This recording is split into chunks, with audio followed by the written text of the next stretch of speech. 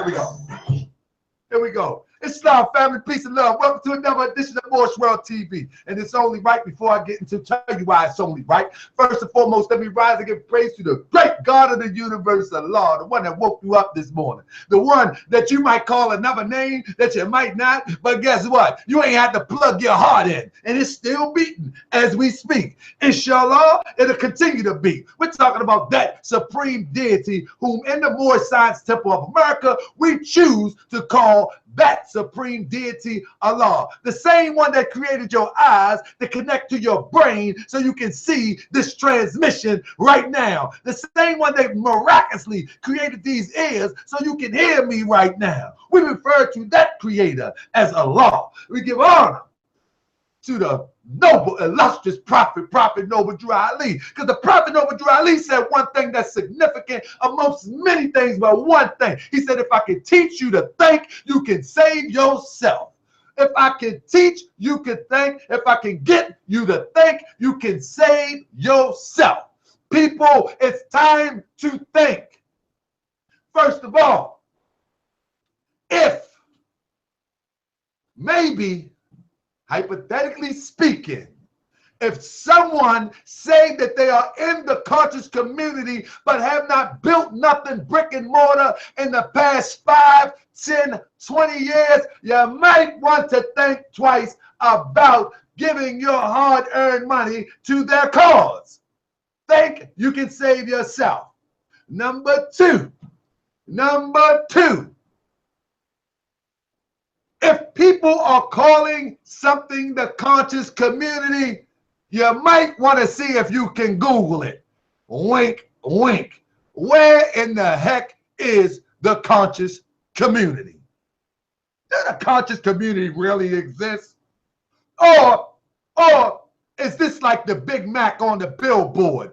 It looked good on the billboard, but when you get it, it ain't going to do nothing but make you poop, fart, and snot. Huh? I'm just saying. Is there really a conscious community? Do we even know what community means? We got all of these super scholars.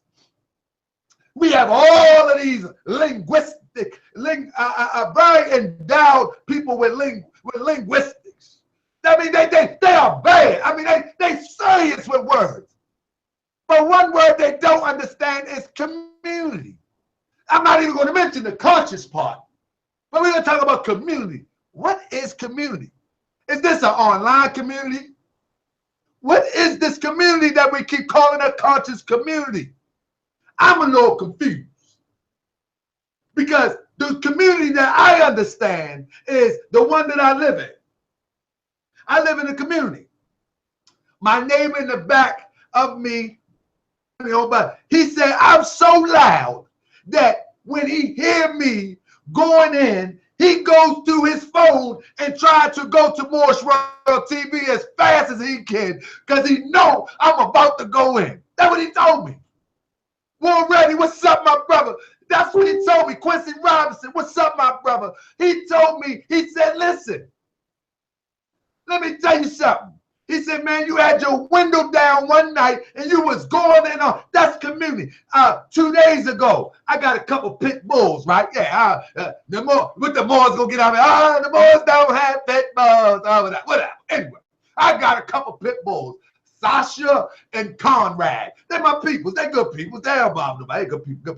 Anyway, my pit bulls got out and attacked another pit bull.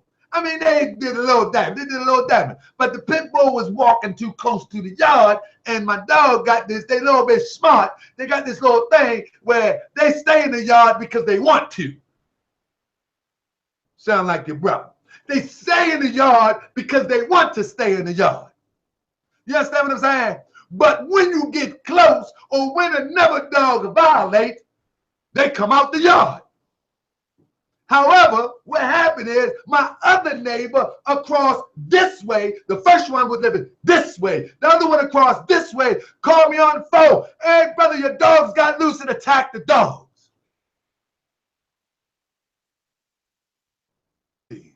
Now, it may not be the community in which we are used to or accustomed to and what we would like it to be, but that's good enough for me for right now. That's community. So my question becomes, what is the conscious community? Where is it? Where can I Google it at? Anybody in the chat? I mean, we're going to put the number out tonight because we want to go in. We want to go in. We want to hit hard. And we want to find out what exactly this conscious community is. We got to find out what it is because I'm telling you, people are being misled. People are being misguided and robbed and all sorts of things. Now, I don't know.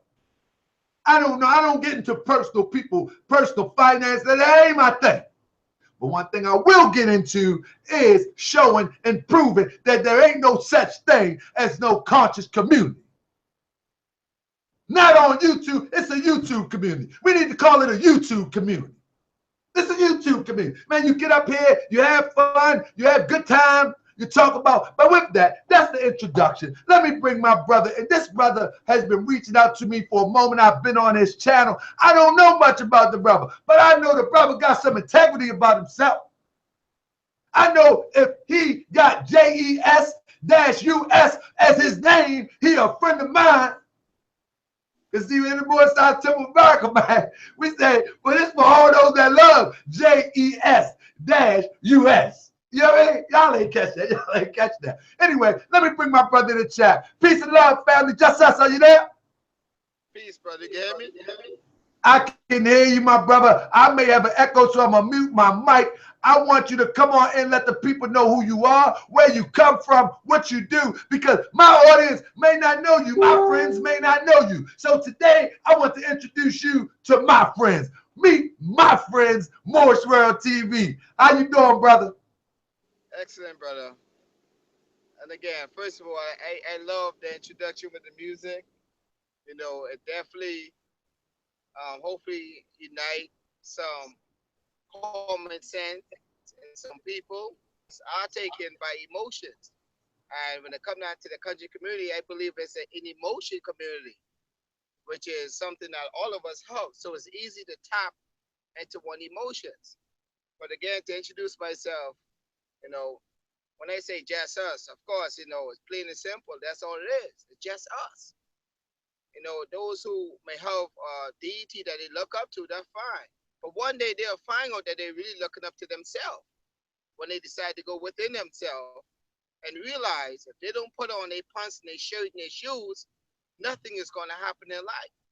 Nothing is going to go forward to better themselves. So it's all about Hold up, just just us. us. Hold up, just us. Before you get about the pants and the shoes, brother, I want people to know who you are. My people need to know who you are. See, listen, they know brother Umar Bey. He from Baltimore, Maryland. He do a little bit home improvement. These are our friends, man. You can't come talking to our friends, talking about putting on your pants and shoes, brother. You gotta talk to our friends. These are our friends, brother. Let them know who you are, what you do. I mean, let them know something. Maybe this is family here. This ain't them other people. This is this family here. Let them know who you are, my brother.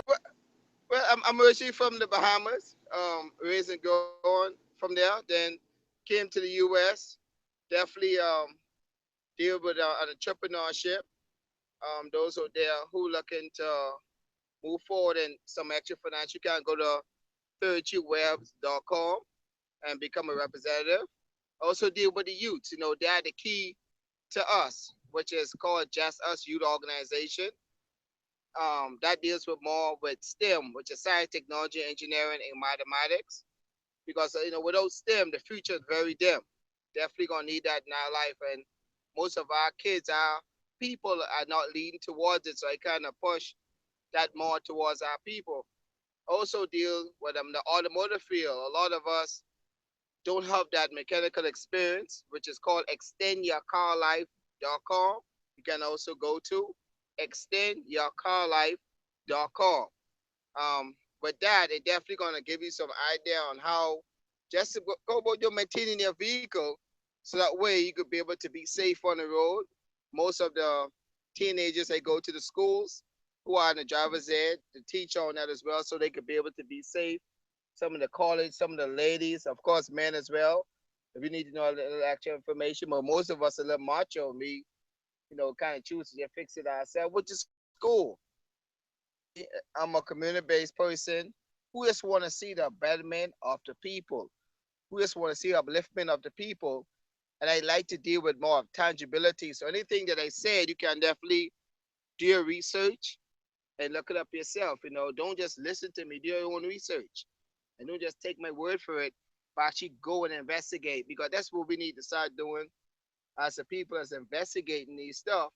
So that way we know what we getting ourselves into is real. So my brother, real quick before we get into this diatribe, we got two more brothers come on, maybe three more coming on. But what is your understanding of the conscious community? What do you want to be a part of it? Are you a part of it? What's your understanding of the conscious community before we begin to go in and examine what's really happening with the so-called conscious community?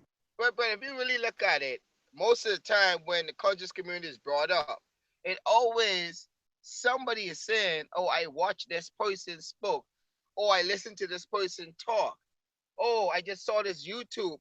So most of the time, it's based upon a YouTube event. Now, if you look at the word conscious, it actually could be split in two different words, which is con and chus. Con means to swindle or trick. Chus means to know. So if one on YouTube, they swindling or tricking people into their ideology when one say someone makes them conscious. So if I say someone makes me conscious or bring me in the conscious community, that means I'm being swindled or tricked to get into something that they're claiming to know, which is their ideology. So I rather not to say I'm in a conscious community, especially through a YouTube. I rather someone build or have something that's tangible that I myself could benefit directly from. Like they say, if it don't make money, it don't make sense. I'm not going to sit back or want my people to sit back and move off emotions. And I agree with you too, brother, but as far as community is actually a physical component where people pretty much own their own place. That's the community. Unless it's a conscious YouTube community, then that's more understandable, which I kind of believe most of the guys are really saying, but they forgot the word YouTube. So, brother, let me add this. Let me give the outline. So, within the past few weeks, right, I've been paying attention what's been going on. I've been paying attention what's been going on, right? So let me see if I can follow the narrative. All right. The first time I wanted to really say something is, let me share this video right here. I'm gonna share this. Family, if your children around, I want you to hold them tight real quick. Real quick. And maybe mute this if you don't want to. I'm about to play Dr. Umar Johnson going at Seti. Now, the problem that I have with this is that this brother is supposed to be a psychiatrist, psychologist, or something of the mental persuasion of something. He's supposed to be something like that. You know what I mean? Dr. Umar Johnson. And now he has I've been around the country teaching that he's going to build a school for young boys. That's what he said.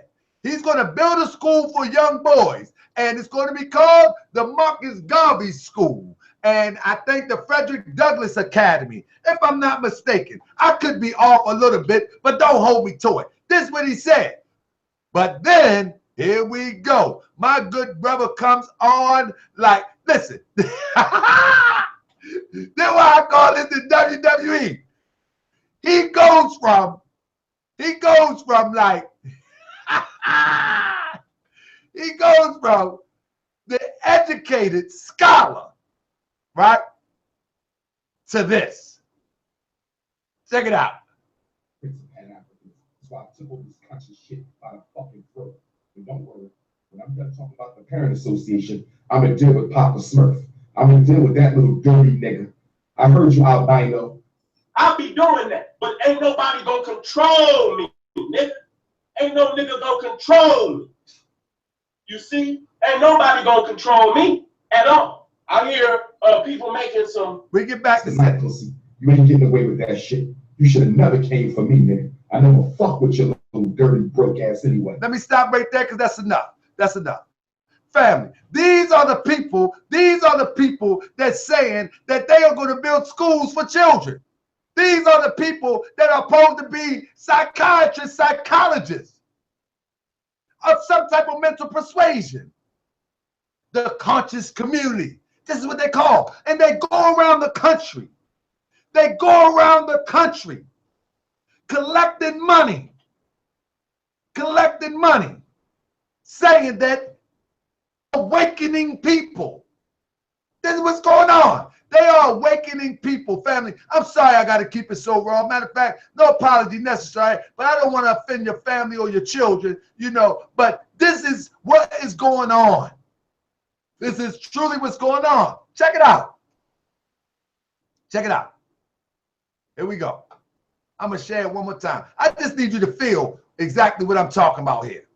I need you to feel exactly what I'm talking about here. Because it's ridiculous that we allow our people still living in your fucking mama house. Look at that. What type of grown ass nigga going on 50 still living in his mama house, nigga? Straight the fuck up. If you gonna be just like the last. So we're going to stop right there because I don't want to keep chatting. Man, I don't like filth like that, right? It ain't my thing, you know what I mean? But the point of the matter is, it's crazy. You know what I mean? The brother, somebody in the chat said, Dr. Umar is doing the work. Brother, work and character go hand in hand, brother. Work and character go hand in hand, brother. Work and character go hand in hand. And what work is being done?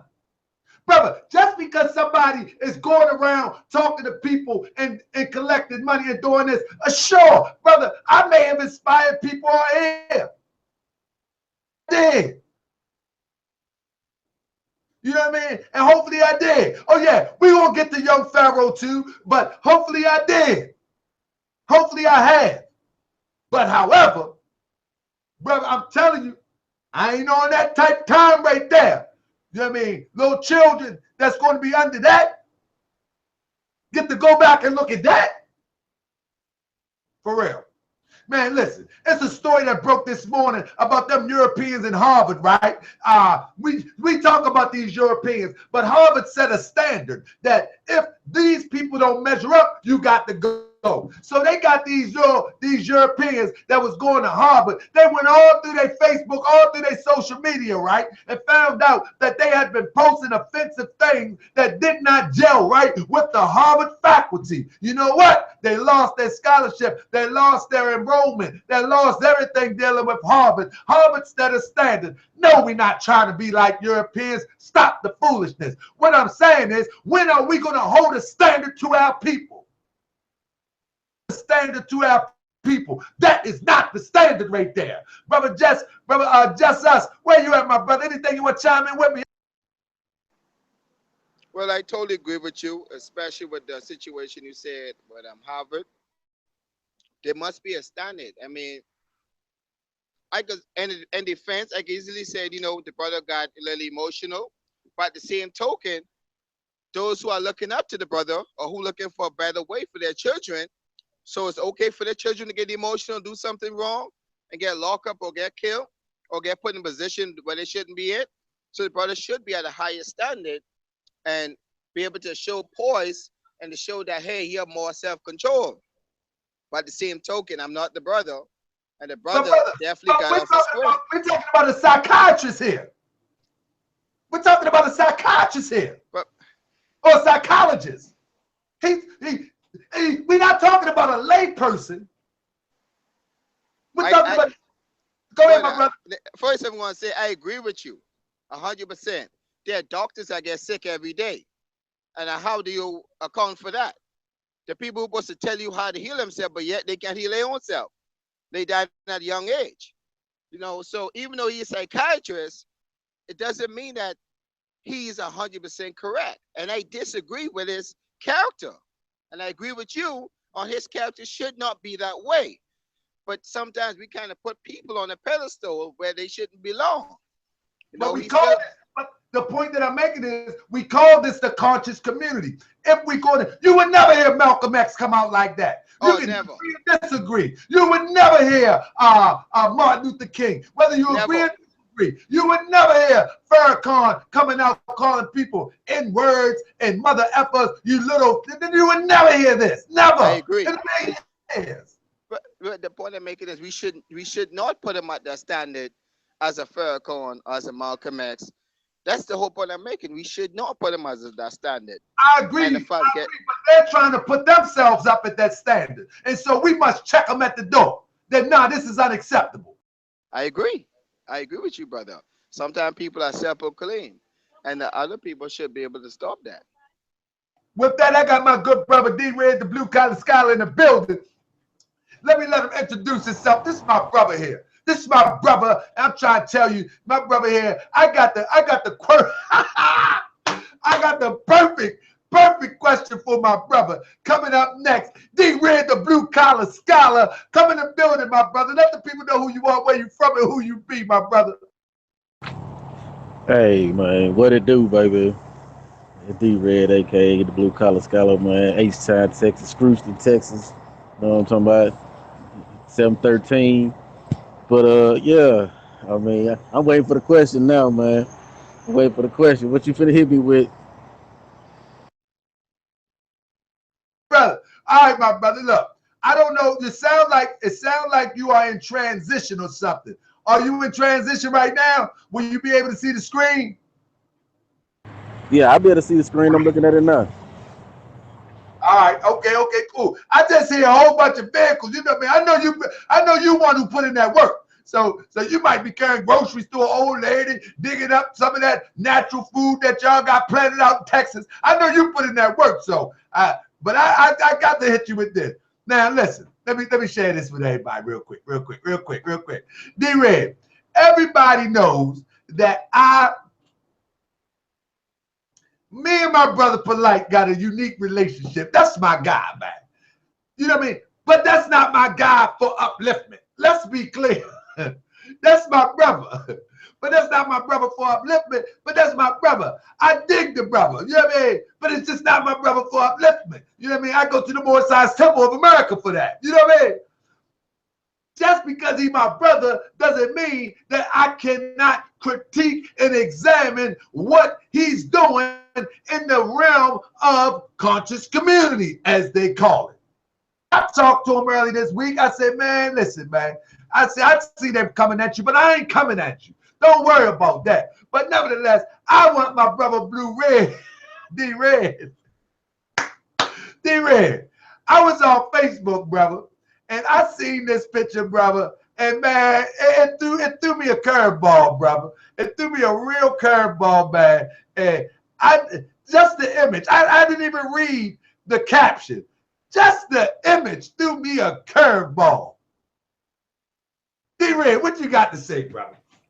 Oh man, come on, man. Really? I mean, but hey, that's your boy Police. I mean, uh, yeah, that's your boy Police, man. Hey, you know, I don't know what to say, bro. I mean, he was posed up with two. You know what I mean? He had the white girl had him in the headlock. So I mean, it just is what it is. I But brother, mean, do you think that I would like to ask, like, I wish I could get him on the phone real quick. I would like to ask him, do he still consider himself a part of the conscious community and an intricate part of our liberation? What do you think? I mean, the picture's worth 1,000 words, bro. I mean, she's showing you right there. I mean, my daddy used to tell me, you ain't gotta say F you to say F you. You know what I'm saying? You go actions can show F you. So you know what I'm saying? So right now his actions are saying he ain't got nothing to do with that. He right there, he on this paper chase. And I don't knock him for being on this paper chase as long as you ain't hustling the people. But other than that, man, I mean, he ain't, you know what I mean? Ain't no real conscious community in the first place. I mean, not when it comes to this YouTube stuff. I mean, ain't no real conscious community in the first place. All it is, the bunch of merchants, man. I've been saying that bunch of merchants and informationary characters. You know what I mean? So, I know you be trying to do the PG show, so I got to watch my mouth on the show. Yeah, But yeah. no, I'm trying to do. I'm trying to make sure that the babies can get a whiff of this too. You know, I think the babies, man. I go around Baltimore City a lot, man. I hear these young teenagers and preteens, man. They talk with such a I'm filthy just mouth. saying. So I definitely try to change the standard. You know what I mean? But I'm gonna see if I can call. Let me see if I can call. I'm gonna call my brother. Let me see if he pick up. Let me see if he pick up. It ain't gonna be the setup. I'm gonna see if he pick up. Let's see if he pick up. Let's see if he pick up. If he pick up, I want to ask him myself. You know what I mean? He might be busy, but I'm gonna see. Please leave your message for 818. Come on, Polight. You must see I'm live, Polight. You know I'm live, Polight. His mailbox is full. I tried to call him.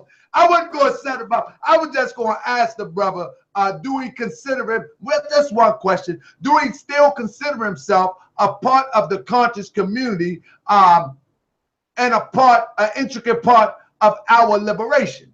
I'm very curious about that because when you see a picture like that, you know, he remind me of a socialite, which if that's what he want to do, that's his thing. That's my brother. He's a grown man. He can do whatever he want to do, you know, but he remind me of a socialite, as they used to say about Kim Kardashian now. You know what I mean? Like they like to just hang out and be amongst the stars. I mean, if that's what he want to do, that's what he want to do. But D-Red, man, come on, D-Red. Do you think D-Red to chimed out on me? Brother Just Us, do you follow my brother Polight? Have I follow him? Yeah, have you been? Hello? I mean, have you followed his work, his body of work, and what he has done in the community? Man, I know the brother pretty. I met the brother before. Right. I did an event with the brother one time. Right. And what you think? Well, the time when I did the event, he was not on the same status. I'll have to say at the time. I think the brother is trying to live his life to his fullest potential. I think what happened with him is that not what happened with him. I think what happened with people, not him.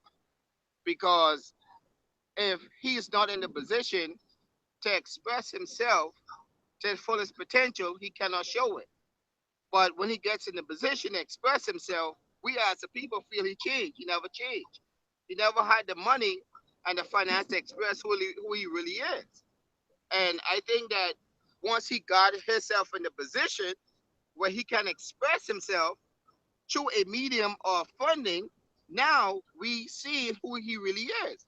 You know, and I'm not saying that in a negative or a positive way. I'm just saying in a neutral way, meaning he just being himself. Now, some of us may love it, some of us may hate it.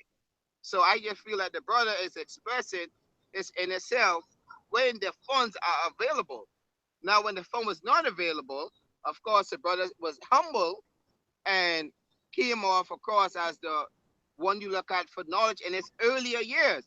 But no funding was there to express the inner being in him. Now, of course, there's some funding. Now he can express himself more openly and freely.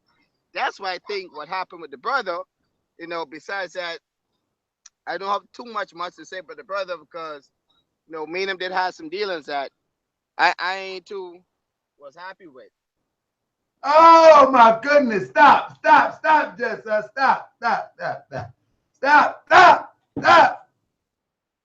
Just Us. You can't come on Moorish World TV and don't spill this. Bro, you guys get this. Bro, can you give us a hint what you talking about?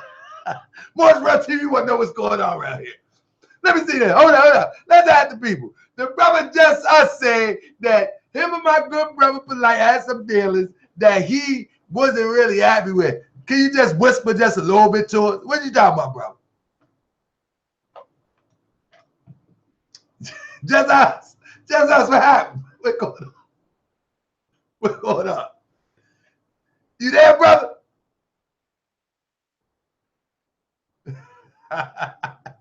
Just Us.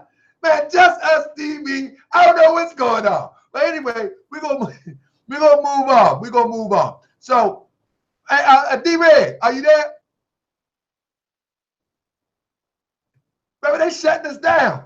Everybody shutting us down. Everybody falling off. Yeah, I'm here, man. I'm here. What's going on?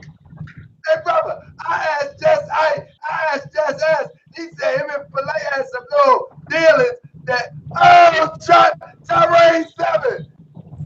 He said, oh man, stop. Man, look. We can't go on Polight. We can't go on Polight. That's my brother. That's my brother. Hold up. Y'all will stop ganging up on brother Polight. That's my fact. Anyway, D-Red. Are you there, brother? I'm here, man. What's going down? Hey, I'm trying to tell you, man. Listen. This is the thing, D-Red. What I'm trying to show the people here, I'm actually clowning this. Let me show you something. I'm actually making a mockery out of this foolishness because it is straight foolishness. You know what I mean? Any given day, this is straight. Now tell me this. Don't look like a group of WWE. I love all these brothers for real. They inspired me to do what I do. I even took my good brother right here, Larry, and Larry Finney. You know, I tell you I did Larry. There's Larry right here, brother Larry. He always got something to say. Always got something to say about the Moors, right? However, his name is Finney. Finney is Irish. You know what I mean? Larry Finney. He's so black power, yet he still walk around like he's Irish. He's a fighting Irish. And I just put my Irish Finney is better than his Bay. You know what I mean? Because Larry done gone crazy. Larry keep on saying no more of that. Larry is a black Irish. And when I say black, I said a dead Irish. That's who he is. I'm not slander. It is what it is. But that's my brother, and I love him just the same. But now, my brother D-Red, scholar, brother, what do you consider to be the conscious community, brother? What do you consider? What is the conscious community? What do you consider to be the conscious community? I mean, honestly, the conscious community ain't got nothing to do with YouTube most of the time. I mean, 99% of the time, I go so far as to say 99 to 90% of the time, the work is going on by people that ain't in the community. You know what I mean? The unsung heroes. The guy that brought me in the community, Coach Houston. You know what I'm saying? You don't see Coach Houston on no YouTube channel. You don't see Coach Norman. Coach Norman, you know what I'm saying? He got his own clinic in the hood, and you know what I'm saying? He doing all kind of work in the community. You know what I'm saying? Got a program that get rid of bullying and all kind of stuff. You ain't gonna see Coach Norman on the, you know what I'm saying, on YouTube. So the majority of the people on YouTube don't say really just about they informationary. You know what I'm saying? I've been saying this a long time, man. These folks informationary, they're not revolutionary. You know what I mean? They think information by itself is gonna liberate. They'll say you'll listen to them talk and they'll tell you about we gotta get our minds from the clutches of Christianity. But when I was on Saneter TV, I asked them a serious question. I said, 60 years out of slavery, we had our own townships, we had our own hospitals, we had the most prosperous community, some of the most prosperous communities in America were black communities, and we built them off the Christian template of not, or the biblical template, not Christian, but the biblical template of not charging your brother ushery, lending to him and not asking for interest, things of that nature. You know what I mean? We had our own hospitals, we built schools and universities. I said, 60 years of Kemet, what have y'all given us? Nothing. Nothing. You ain't gave us nothing. Stop right there, brother. I'm gonna show you what they.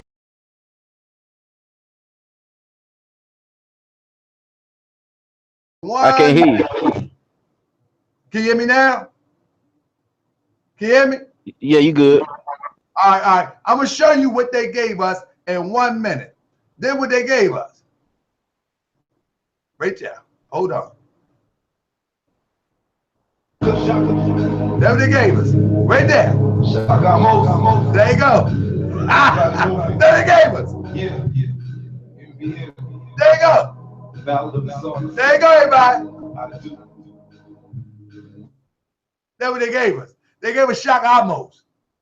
I mean, that's what they gave us. Man, these guys want to be stars, man. Look, that's what they want to be. I'm a promote shop. That's what they want to be. want to live in fantasy world, man. They don't want to build no community. This is they want. Somehow promote it. Look. Check them out. That's what they want. They want to be stars, man. Man, listen, man.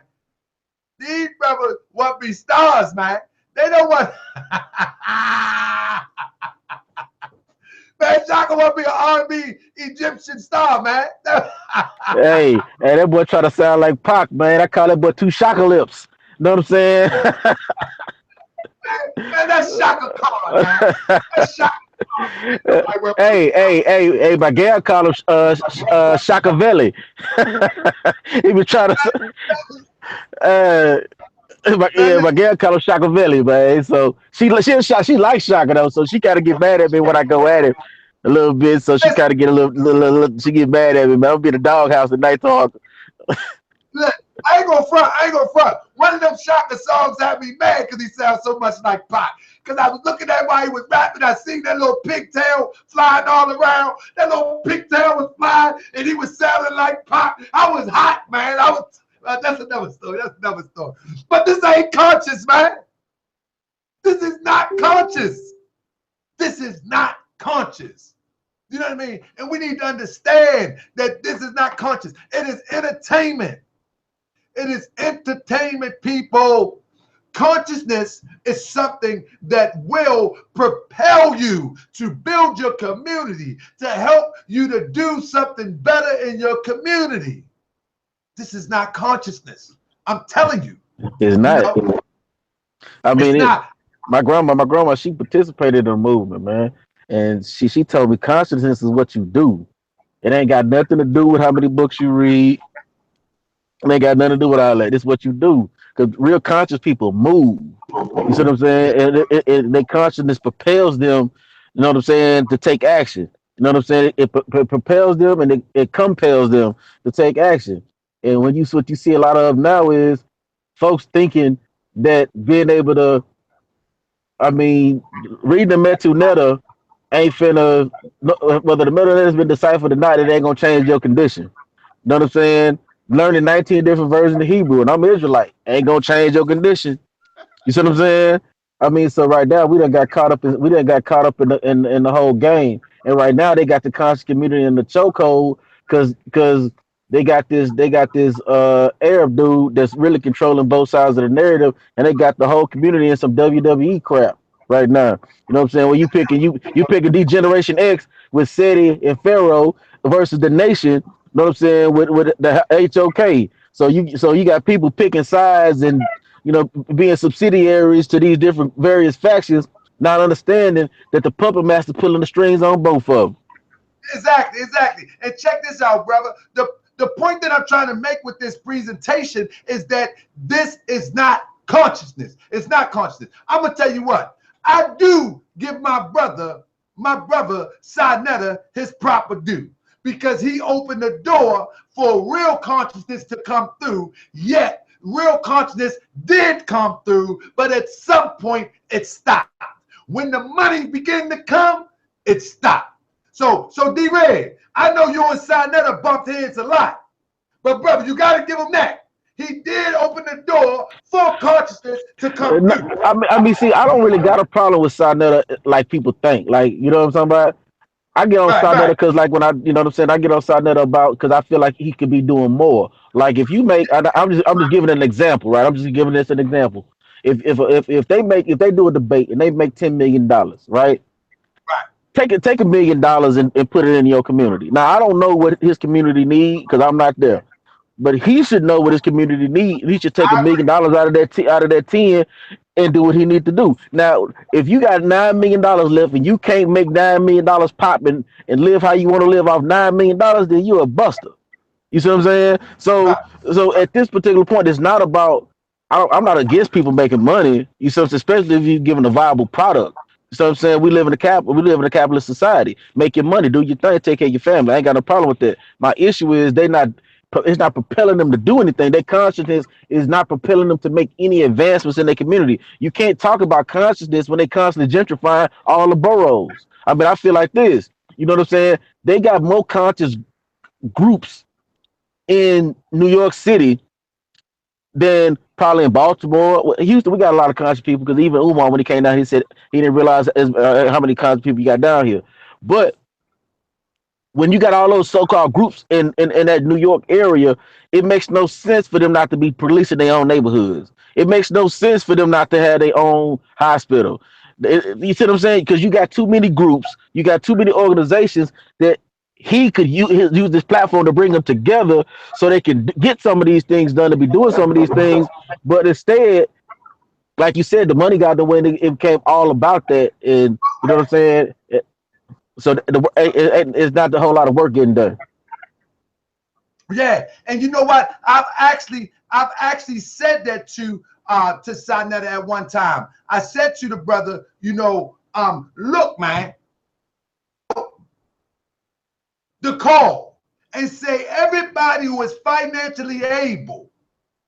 They were talking about the regentrification of Harlem. They was doing shows on it.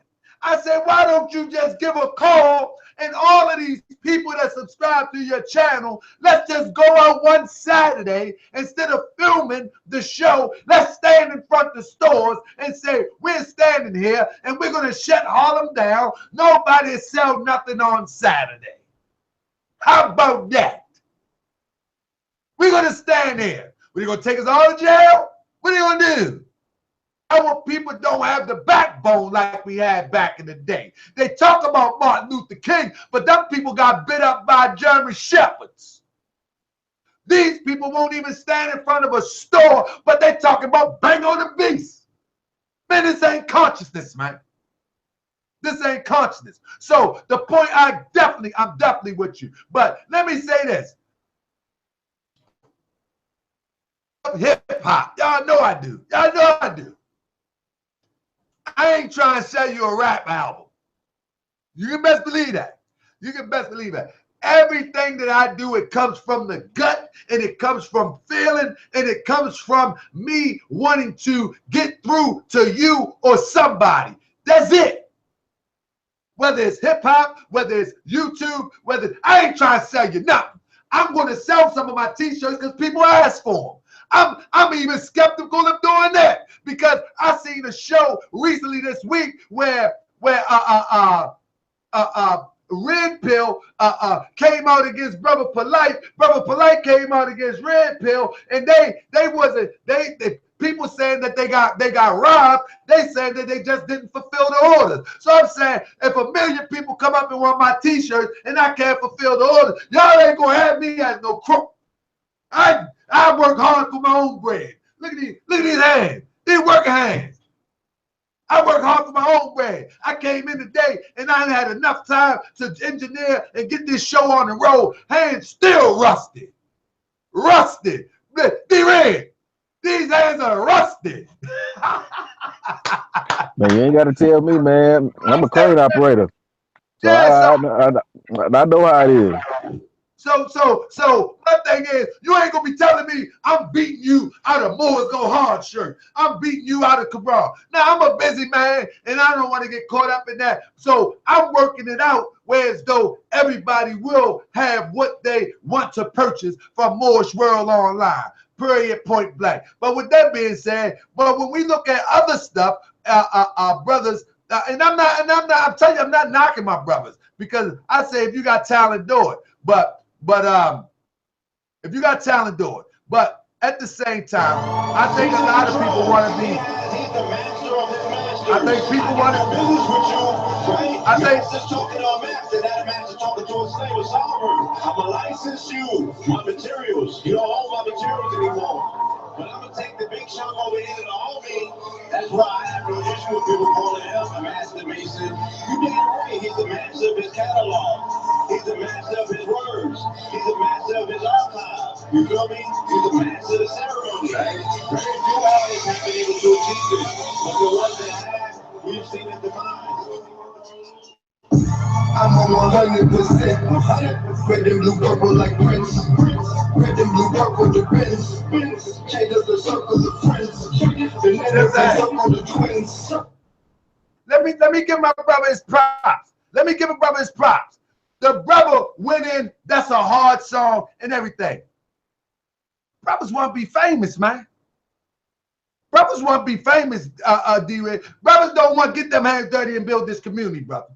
They want to get famous. They want to be known. They want to be celebrities. And then we get people that knock Polight for wanting to be a celebrity, but then they want to be a celebrity too, but they didn't find a lane or something. They want to be celebrities, man. Just us. Are you there, my brother? Yeah, I'm here, my brother. I'm here.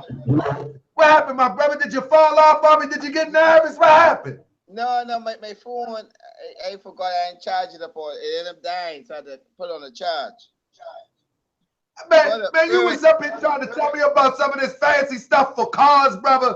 You was telling me the fancy stuff for cars and you're charging. Come on, brother. I need some help with my car too. Look, I got me a Dodge Charger, man. I think I need some work done to it. I think I messed up some call it the gasket, head gasket. I think I blew the head gasket, brother. Oh, What's the yes. about? What they do? They just keep running hot. Well, pretty much if you blow the head gasket, of course the car's gonna start running a little rough as a misfire, and sometimes you get the coolant. Some might say water, depends if you have coolant inside the intake of the engine. You have white smoke start coming out of it. So I mean, they do have something called Blue Devil that you can put inside the engine to see if you can seal the head gasket if you can't afford to get the repair. What you say? What I need to do?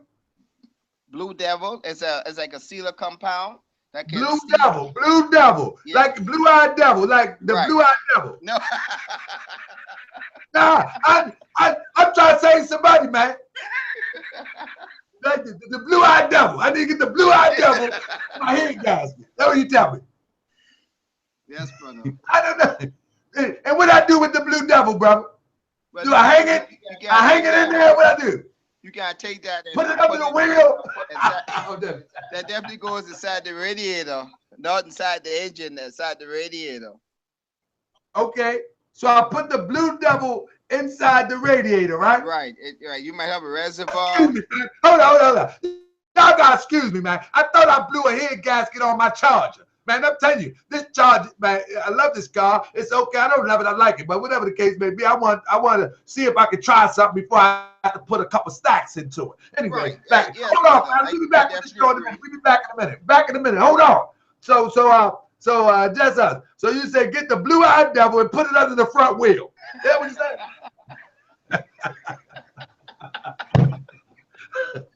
said? No. Okay. So suppose I can't get to the radiator. See, I don't think my car got a radiator cap. Do I put it in the reservoir? Right. They're gonna say it depends if you have a radiator cap or reservoir. Definitely put inside the reservoir. Okay, all right. Back to the show. Blue-eyed devil under the front wheel and zoom. Anyway, so my thing is, I think people want to be famous. I think people start off with knowledge and they're interested in knowledge, but when they begin to receive financial gains from dispensing knowledge, I think we get off track a little bit.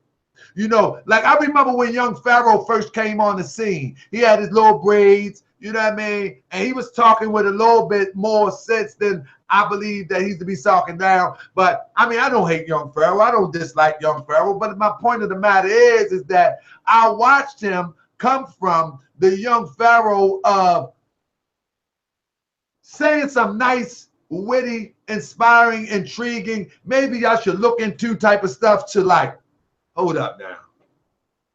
Aliens that had a baby around the corner and that was what the song Brenda was about. Now I'm playing. But the point that I'm making is that The point that I'm making is once he begin to do lectures, etc., you start to see his bling get up. You know what I mean? Man, I'm talking about big old rocks on his earrings. I mean, on his thing. And there ain't nothing wrong with that. So we ain't gonna knock that. You know what I mean? You can't knock the hustle, but when you're knocking, you can knock the hustle when it's on the back of your people. You know what I mean? Now, I don't know. I'm not into all that. Knocking a brother every time a brother show up flossed out. That ain't my thing. But my thing is though, is this a conscious community? And I just gotta say, it can't be. It can't be a conscious community. You I know, mean, Brother, well, I want to say when I'm young Pharaoh, you know, I spoke to the brother a few times, even before the brother even got on Saneter, before he got to the point, like you say, he sat doing lectures and, you know, getting their status up. Me and the brother spoke many times back and forth. And it's not even about aliens or whatever the case may be, but it's just casual speaking, older person to a younger person. And I really believe the brother heart is pure. I think that's the right word to say. Now, as far as his intentions at this moment, I don't know. But back then I knew his intentions was good. I'm not saying it ain't good now, because I haven't spoke to him in a couple of days. But I sure his heart is pure, because as I speak to him and I listen to what he say, he goes, I mean, if you listen in his videos, he goes in. I don't see where he says anything wrong or incorrect. I'm not speaking on the part of his personal experience now. I'm not speaking on that because I wasn't there. I can't say if he saw this or saw that or did this or did that. I was not there. But as far as any interaction he had, he definitely tried to show where he's being correct. He tried to show the audience where something was said, when it was done, his reaction, dates. When you speak and you give evidence to back up what you're saying and what's happening, again, I'm not speaking about his personal experience and stuff. I'm talking about his interaction with the other people. That's what I'm talking on. Once you see a person doing that, then you can say, okay, they're not just making it up, because they're showing videos when people saying stuff and backing up what they're saying. But just a little conversation here and there, many conversations here and there, me and the brother had, I could not find any wrong as far as his way of thinking. Now, what he does outside of our conversations, I can't speak for, because I'm not with him 24/7. I don't know what he does. But as far as our conversation and the mentality that he speak from, just as a regular person, again, I'm not speaking on this personal situation he says he has, because I don't see these stuff what he says. See, I wasn't there. I can't speak on that. But as far as a physical component of a human being, just being himself as a young man growing up, went through the stuff he went through, I see it's hard to be pure in that sense. I well, got you. well, I'm gonna I, say this. I'm gonna say this. I don't know about. I mean, all thing I look at is all I look is what about the road to hell is paved with good intentions. So I don't give a damn if your intentions are good or not. You know what I'm saying? I'm just looking at the fact of if you call yourself a master researcher, when you let that come out your mouth, I gotta hold you to that standard that you set for yourself. Now, if you call yourself a master researcher and you get people to donate for you to open up a daycare, but a felon can't own a daycare, now I gotta call you a scammer. It's just that oh, simple. bring it back, come rewind. You say what? I said when you try to raise money to open up a daycare, but you cannot open a daycare because you are a felon. Felons cannot open a daycare. You know what I'm saying? If you call yourself a master researcher, I expect you to have researched that before you put out the stuff to raise said money. You know what I'm saying? So if that is the case, you know what I'm saying, then bam, there you go. So you top that on top of. I mean, I ain't finna get off to some of the other stuff. I'll talk to you about that off the air. But I got other stuff. So the whole thing about it is, so all that other stuff, with along with the pseudo ass information, excuse me, the pseudo information, Know what I'm saying? Then I gotta say you a BS NIGGA. Know what I'm saying? And that's just how I'm gonna call it. I mean, I'm not gonna sugarcoat it, buck dance. Know what I'm saying? Because to me, at this particular point, all of them in the same group. Because you can't scream black power and your promoter's a white boy. You can't say the black you can't say the black woman is God, but now you okay with interracial relationships. You know what I'm saying? You can't do the double speak. You know what I'm saying? And that go for side. I hope see this the issue in the community. You know, like I was saying earlier, it's the WWF. It's D-Generation X versus the Nation at this particular point. Anybody who familiar with wrestling know what I'm talking about. You see what I'm saying? This the Four Horsemen, know what I'm saying, versus the Hart Foundation. You see what I'm saying? This is what this is. You see what I'm saying? And it's all orchestrated. So anybody that believe that these people over here are benevolent and these people over here are the devil is retarded when they all the devil because they all playing the same game with each other. Well, I mean, playing the same game with the people, and they all talk behind the scenes. So you think these people really don't like each other when it's all a damn game? I don't give a damn what they put out on each other. It's a game. You see what I'm saying? But the people get caught up in it because it's a soap opera. Our people like soap opera. You see what I'm saying? We gonna choose for this person because this person is the villain. And you gotta have the heroes and the villains. You gotta understand how WWE works. You see what I'm saying? And so if you a Pharaohite, a Pharaoh and Setiite, guess what? They the heroes and Saneter is the villain. You see what I'm saying? If you're a HOKite, then Saneter is the benevolent father figure. You see what I'm saying? And they are the prodigal son who's left the house. You see what I'm saying? It depends on how you look at it and whatever narrative the people that you hero worshiping and personality worshiping, whichever cast that you like, them gonna be the ones that you feel are the benevolent ones. When ain't none of them benevolent. You see what I'm saying? None of them. You see what I'm saying? Polight too. You see what I'm saying? Because everything he got, even if the police stuff happened, that's what he get. You know, that's what he get. Because you don't tell your people, I'm gonna call the police. The police are here to protect us. They didn't protect you when they whooped your butt, did they? You see what I'm saying? So that's what you get. You know what I'm saying? It's just straight like that. That's D-Red, the blue collar scholar, man. Straight out of the H-Town, man. Chopped and screwed. Oh my goodness. Hey. Bring it back, bring it down, bring it back, bring it down. Let me tell y'all something. So we got a new guy on the scene also. Y'all may not be aware of. I want to let y'all know, and y'all can call it promoting. Listen, I don't care if these guys are getting money off of YouTube. Personally, it don't bother me one way or the other. So when people say, I'm not going to say your name because I'll help your channel go this, man, it don't even bother me at all. I want to inform people what's going on in the community. Period, point blank. With that being said, in the words of my brother Pharoah, with that being said, Pharoah said, with that being said, we got a new brother on the scene. He just recently come on the scene. I want to see what the brothers think about this guy right here.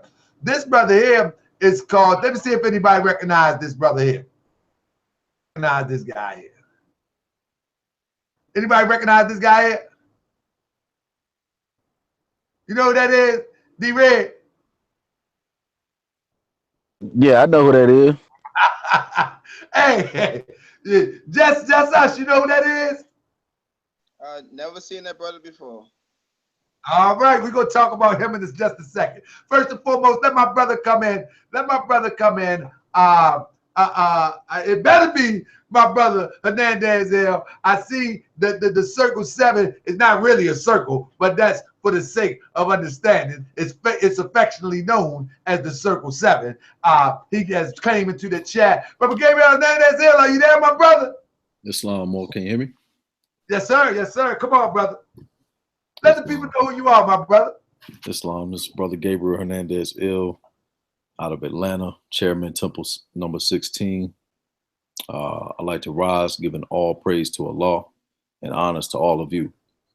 I've caught a good portion of the show so far, and you know, definitely this is definitely something that needs to be touched on as well. In my opinion, when you have the brother just said it best. These brothers are all communicating in the back channels. You know, I've been privy to be on some of those calls, so I can definitely attest to that. And they all just chopping it up. One time I was called on to the call just to chop somebody up because they was on there with the pseudo information. Brother hit me up and said, hey, can you come on this call? You know, everybody's on here. Need you to deal with this topic. It was a health topic. I'm a naturopath by trade. And so, yeah, I can definitely attest to that. And, you know, the recent videos that have come out, brothers coming out on each other. I mean, it's been going on for a long time, but, you know, with some of the claims that's being made against people, you know, these things have been being claimed for a long time. And in fact, you know, I have firsthand knowledge of that stuff, you know, being an assistant Grand Sheikh for years. I used to get the calls. I used to see the correspondences, the emails from people who were tricked. I'm just call it what it is. They were misguided, bamboozled by all of the brothers that you name and some of the brothers that aren't on that list. But so don't name nothing yet. Don't name nothing yet. And let me tell my story. I got you. Tyrone, we're going to do a show. But I was supposed to talk to you in a minute anyway. So we're going to do a show and we're going to talk about the experiences of the misappropriation of.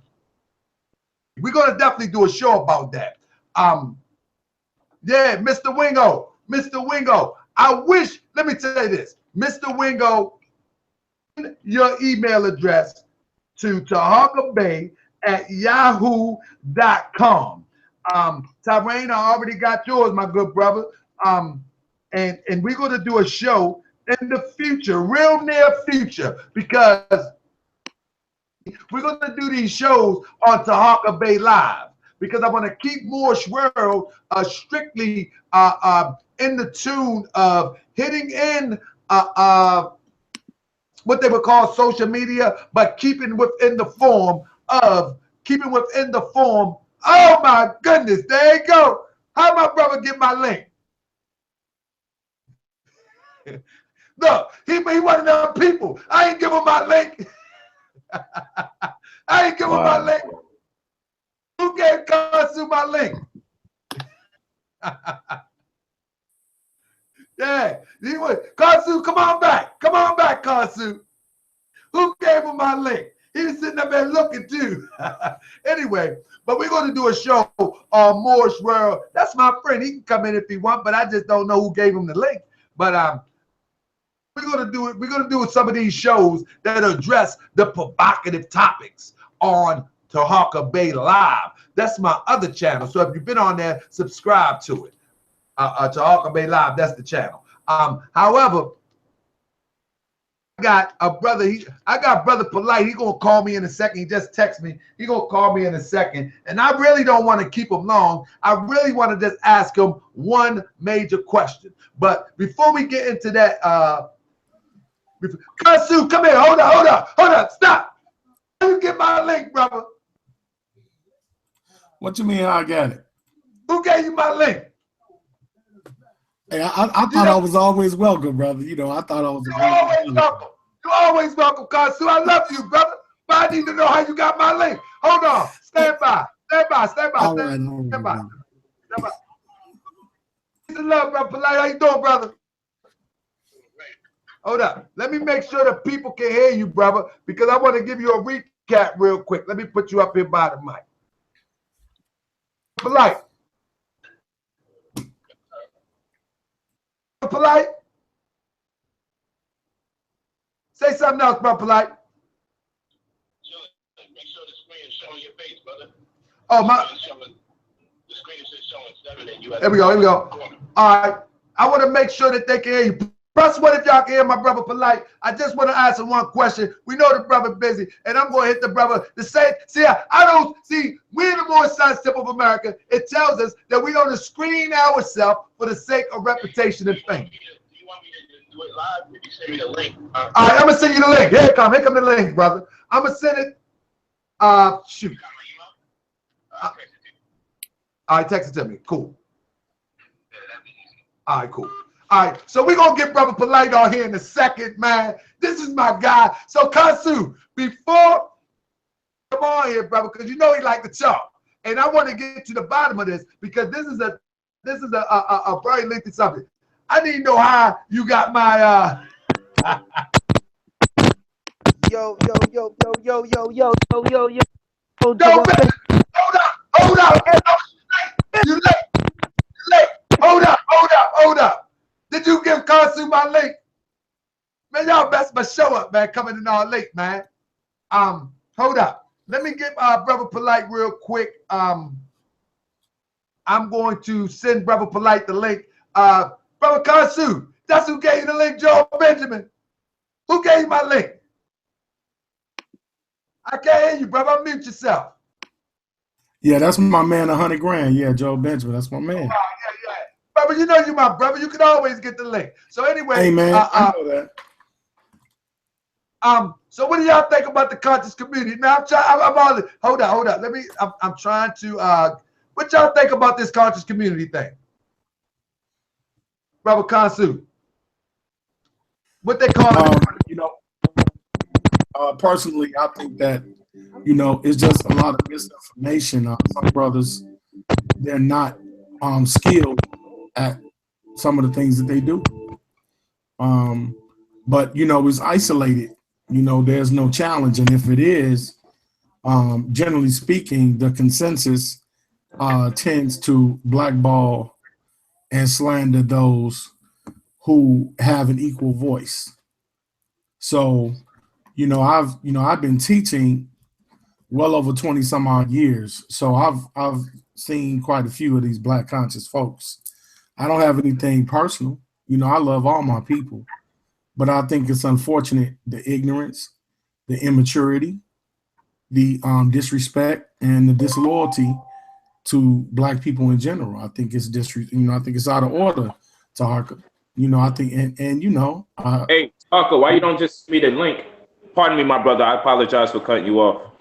It's all good. You there now? You in? I don't know how to do this, brother. I learned this. I told you, give me a class, brother, for life. You ain't never called me and give me the class. I'm gonna tell you right now, brother. This is what you gotta do. Look at that screen that you on. There's a link right on that box. Right. Do you see that link at the top of your box? With the people? Yeah, the same screen that's showing your face right now. There's a link right above that box. The same screen that you see it? Yeah. Where it say invite people? It might say that. Look. Well, you on now, bro. We're gonna do that another time. Nah, man, I want to do this on my phone, bro. Oh, okay. I'm not on my phone though. I'm in a $1 million studio, Polight. You ain't the only one big time, brother. What's wrong with you? Hey, how did these guys get the link? How did these guys get the link? I sent it to Facebook because I'm on a computer. Like, I mean, this is big time stuff here, man. This is big engineering here. Man. I don't do it from my phone. All right, one of these brothers could probably email me the link, man. Email me the link, man. All right, I'm gonna email you the link. All right, I'm gonna email you the link. I don't have time to email the link. I'm hosting the show. Who got Brother Polight? Man, you got yes. All you gotta do is let Polight, if you got his number, let him text, and then. All right. It ain't on my phone though. My phone set up different. I'm a busy man. Oh, okay, I got it. Hold up. I got it. Yeah, you can just let someone talk in the interim of you figuring it out. No, brother, I got you. No, Polight, you ain't run my show. You ain't running my show, Polight. Man, you know you my G, man. You give me the call, I'm always gonna respond, brother. You sent it to me. Why you couldn't email me it, man? Yeah. I got it. I'm gonna figure this out, cause you too much. You high powered, you look official, you got the Moorish flag and everything over there, but you need some technical assistance, King. Brother, you were supposed to call me one day and guide me through some of this stuff. That's why I try to tell people, man, listen, Brother Polight, my guy, man, I don't get into all that other stuff, you know what I'm saying? But I'm going to ask him some of the serious questions. If anybody ever see me and Brother Polight dialogue, I've never held back any serious questions to my brother Polight. And he don't take offense to it. And this is the thing. The problem is that people start to accuse before they ask. Polight is the type of person who can ask. You ain't got to accuse. You can ask. You can pick up the phone and ask. Joe Benjamin, how you doing, my brother? Joe Benjamin, what you on? Yo. Hey, fam, let me say this. Let's get it back moving. Joe Benjamin, he actually own I think it's Nichols. What is that? Nichols and Brooklyn Brothers. Yeah, you see, we got the tent set up. We just finished doing the healing circle. You got some terrible stuff going on. You know what I mean? You got a terrible mic problem going there, brother. Terrible. Are you ready? Polight. I'm almost. All right. So, Joe Benjamin, you got a terrible mic problem there, brother. Terrible. All them books you selling and lectures you do, brother, you got to do better with that now. So, family, look. So, we got Brother Polight here. I was speaking on Brother Polight. And one thing about me, man, listen, if I was speaking on Brother Saneter, I will call Saneter. Matter of fact, I talked to Brother Polight early this week. I said, brother, I'm going to talk on the subject. I ain't going in. I don't do that. But I'm going to speak on the subject of the things that's been going on. He said, go ahead, King. You know what I'm saying? And that's how we supposed to do. We don't have to agree with everything with one another, but we don't have to be malicious in our disagreement. That's the problem with us. We like to become malicious in our disagreement. And we like to be underhanded in our disagreement. You know what I'm saying? Yeah. So I'm about to ask him, Black Light, but I want him to get set up and ready so we can ask him so people can get the question that they want answered. I can give him my one answer. So, Brother Light. So the question is this, my brother. Give me 1 minute. Let me pull this up real quick. The question is this.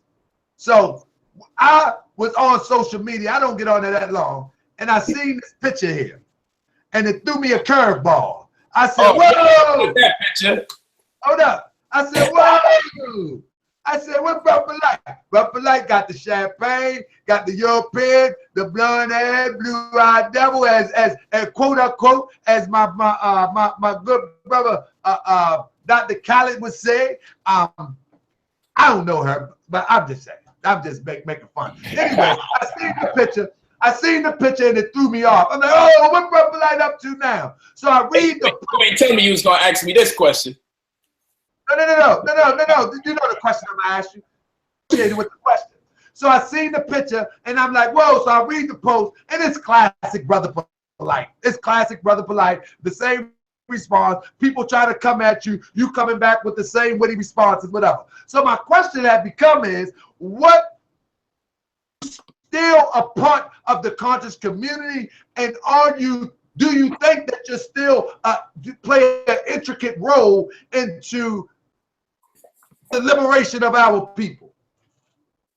Because that's the question that came to mind when I seen that, man. Is Polight still a part of the conscious community, as they call it? I don't even believe there's a conscious community personally. I believe it's a YouTube community talking stuff. The YouTube community talking stuff. You know what I mean? The stuff that you did in Ohio, that's maybe community work. You know what I mean? That's community work. This stuff on YouTube, that ain't, I ain't buying it. However, that's the question. Are you still a part of the conscious? Are you a part of the conscious community, and are you playing an intricate role in our liberation? I'm definitely playing a role in our liberation. And I believe if I'm playing a role in our liberation by default, I should be a member of the conscious community, unless the conscious community is not contributing to our liberation. Simple. I know I play a major factor. No one can take that from me. Right. So what role do you think that you played, brother? I mean, what say for instance, okay, because I said to myself, first, let me ask you, brother, you're my guy when it comes to questions, brother. What exactly is the conscious community? Man, that's an interesting question. I don't want to sound religious and say, you know, it don't say that in my Bible. But what I'll tell you is this. I want classic Polight. I want classic brother Polight. What exactly is the conscious community that Saneter talks about, that Kevin Gills talk about, that Seti? Hold on. I can't talk about what everyone's talking about because some of these. I want Polight perspective. No doubt. I got you because some of these people sipping and lean and doing all sorts of drugs. We gonna get to that too, brother. Let me tell you something. I don't know about all of that. He was up next. Matter of fact, let me tell you, I had him up next before you text me, and he was up next because we was going to address that a brother smoking weed online, drinking coffee, lean or whatever, and acting as if they are a part of a conscious community. Which that ain't, but we'll get back. That's Kevin Gills there. That's the brother. That's the brother. I like the brother. I think he's very witty, but I don't think he's a part of our liberation or a part of the conscious community, as to say. I think he's very witty. I think it's very entertaining sometimes, but that's about far as it go, you know. But now back to you. I can tell. Apparently, there's more than one person sipping lead. Somebody got to mute audio. Hey, everybody, mute your audio. Now I don't know if that brother sips lean or nothing. I just know he smoke a lot of herb online, which I don't think that's a part of a good look, man. When we try to wake our people up to put them back to sleep with some herb, that ain't my thing. And then herb, and then coffee and kush, like what? For real? But anyway, brother, what exactly is the conscious community to Brother Polight? The conscious community to me is no more than a group of people who want or have our better interests at hand. And they devise that the way we go about it is through accumulating a great deal of knowledge of self that should become the catalyst for us to intuitively beseech and employ methodologies to which we can organize politically and socially for our own betterment. And I think it's that simple. People are learning more by the day about themselves in light of us being in this diaspora, realizing that the system is built on lies. And the more we learn through self-study and through our teachers that have undergone forms of self-study, that collectively in a network, as we share information with each other, we'll come up with ideas through critical thinking that may ultimately lead to a better day, not solve all problems. But generation after generation, we would suggest that things will get better through this process or these series of study amongst the network of people looking for knowledge of self under the belief that, you know what, our religions, our spirituality, our educational system has all been compromised to our disadvantage on purpose. That's what I believe. Nothing more, nothing less. I don't believe it has a specific dress code. I don't believe it has a specific talk. I don't believe it has even a specific diet, though I do understand that the more conscious you get, the more effort you make to eat better, but there's still no specific diet. So this is the epitome of what you call a paradigm, a set of rules that are written and unwritten that people abide by. Now, the rules that are unwritten, they blur lines from time to time, and that's where the grievances and disagreements and dissenting views come from. But ultimately, there's a group of rules, written and unwritten, that we all agree to in some form or fashion, and thus the paradigm that we call the conscious community. So Brother Black, Yes, sir. who subscribed to your measure of the conscious community? I know you subscribe to that because you just explained it, but is there other people that agree with that? I believe most people subscribe to it. Most people are looking for knowledge of self, and it has no real beginning point. Everybody begins at a certain phase in their conscious path. And so It's beholden to everyone. No one has a monopoly over consciousness, and no one has a monopoly over the conscious community. And unfortunately, people are kind of fighting for it, and that's ego. But no one has a monopoly on consciousness, and we all have the right to grow at our own pace. It's a transformative and transpersonal process that we all undergo. So we're all going to exhibit different changes throughout the course of our study that we're going to use as a catalyst to take us to another level of thought and action. So, go ahead. And then I want to spread it around real quick.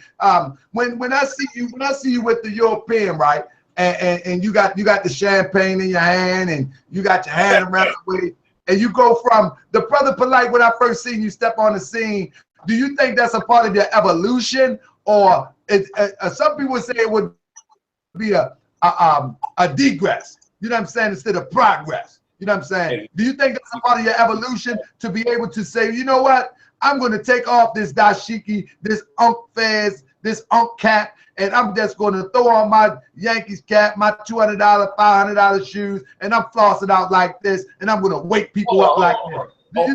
Only $200? Only $500? What you talking about? My bad. You understand what I'm saying, Polight? Do you think that's a evolution? Hey, listen, man. You should know me. I like to do many thought-provoking things. I like people to think. The whole thing about being conscious is getting people to think. You feel me? So, hold on, real quick. The whole. Oh, here we go. What the hell? Okay. I'm doing this the long way. I just got charged before my computer dies. The whole purpose, the beauty about being. You just talk about $200 hat. Now you got a computer that died, Polight. Come on, Polight. Yeah, you just like a BMW that can take offline, and you got a computer that died. Man, go ahead with that, bro. Absolutely. But I'm gonna tell you this: the whole thing about being conscious is provoking people's thinking. So at different intervals, we have to try our brothers and sisters to see if they're growing or not. But if no one's there to provoke your thinking, we'll all stay on the same level. So I'm saying, if Brother Polight stands next to a white woman and takes a picture, I wonder what they might say. And especially a typical European at that, a typical one. Oh no, not just a typical one. One of the best that they have to offer. For who? For the European. Hey, look. She's she's a Playboy model, right? I don't know her though. I honestly don't know. Watch this. She's a Playboy model, and I would think, hey, I could go with a more convincing potential wife of a white woman who stays home, bakes cake, and loves her husband, or I can be next to someone who's in a promiscuous business, and we can celebrate as Black people that is the representation of white women. You see, it's just a perspective. I just have perspective. You feel what I'm saying? It's time for us to have another one-on-one interview. Hey, look, I just say, hey, watch this. Black women are always being exploited sexually. They're always being showcased as sexual objects. Why can't I be next to a white woman and remind people that these are the authors of promiscuity? These are the authors of whoredom. Why can't I just stand next to a popular, promiscuously active female of the white race? And why can't we just celebrate the fact that, hey, it's not a Black woman. White women are in these types of fields too. But other than that, my thing is this. They say a picture's worth 1,000 words. When I take this picture with this white woman, I like to see the thousands of words that come back. And I see all the stories that people make up. And it makes me laugh because I say, well, one thing about conscious people, they have quite the imagination. You would think that I was trying to enter her into my polygynous lifestyle.